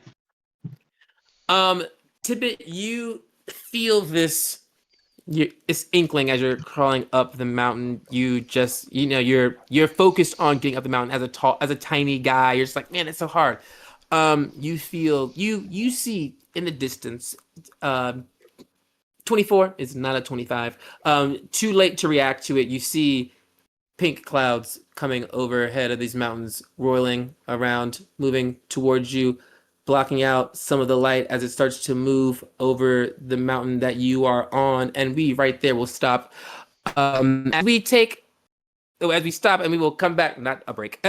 We come back next week to pick up where they left off. As you guessed it, my friends, they'll be rolling some initiative, and we'll be interacting with that bitch you love, Zeph from the sky. We met her. She fled. She's back. She's killed the The queen. love. She's got some things to get out. And I want to say this right here, right now. This is my Brennan Lee Mulligan moment for my party here. I love you all, okay? You're all my friends, and I have been so nice for these here Killers. 35 episodes. Do know that I am playing a witch. I am using these here spells, and I am aiming to kill you. Probably like the chances of a TPK unlikely, but I know you have two healers, and I want them to do their jobs. So buckle up, girlfriends. We're coming up to the end of this. We've got 3 episodes left before we get some shit fucked. So I'm excited. I needed you guys to survive this long so I could beat you up, and I was like, okay, great. I can't be mean early on because it's like, what if they died episode 2? That's weird. That's a Byron campaign. I cannot murder you. I can kill you at the end. That makes me feel good. So We just took a long rest. We took, yeah. That's what Ursine you- did. You asked earlier what Ursine yes, you could have rest. You can have rested before you left Statue City before making these hour-long journey if you needed to do so. Yeah. Just gonna So- reprep some spells. Yeah. Oh yeah. Reprep spells. You're starting at all the things. I have a feeling in my heart and soul that you will need them. Also for my brain, who's level 13? Scott's one. Is it just Scott? Tippet's level No, 13. and Tidbit, I think. Put your hand down, Andrew. You should be level 14. Yeah, it's 13 or more is what I was responding to. Okay. It's- So to our friends, I want you level 14 for this fight. So we're gonna give. I have a DM inspiration left. Does that mean anything? I can't Yeah. be inspiration. I'm gonna It's your inspire level. you so hard to level up right now as you have convinced this party to head. You've convinced this going party to my move spot. off track. Yeah, you've convinced them off of track. You're like, hey, go do this thing that I want to do. That I Michael Jackson knew was not part of this plot. I was like, Scott's gonna have to convince him himself to do this thing, which he did. And Level up. dude. You found your champion, and also I was supposed to probably give you this level up a while ago, but oopsies, I forgot. You found your champion. You vowed for vengeance. You also made a vow that you're going to be the new queen of the Fae. You are standing on business. That's it. What, like 4 toes down? You have like 4 toes, right? You're standing on business 4 toes down. You you also get a level up. So the whole party should be at level 14. Far out. The varying factors should be that 3 of you have primal influencer souls at varying levels, and yes, they do have levels. Tanner is the highest, followed by Ursine, and then Erica. Ursine, you will be getting a message from me as you are leveling up in yours, and Erica, you are getting your powers. So you're gonna get some. And Tanner, I have a option for you as well. So powers abound, and Scott and Urson get to fight, or that's not the right people. Scott and Ben get to fight over who's going to be the final primal influencer. Wind needs to be claimed, Ben. and I want. Look at them! I knew they'd do it. They're like the other guy. So we'll see. I just got my dirt. Fuck your dirt. We can get dirt anywhere. Take the wind. Very special dirt. You got holes for it to blow through like an ocarina. What's happening? Goofy. We'll be back up in this chaos next week, my friends. Until next time, stay there. Stay here. Stay queer. Right there. Don't move. Don't move all week. Stay where you're at. Is this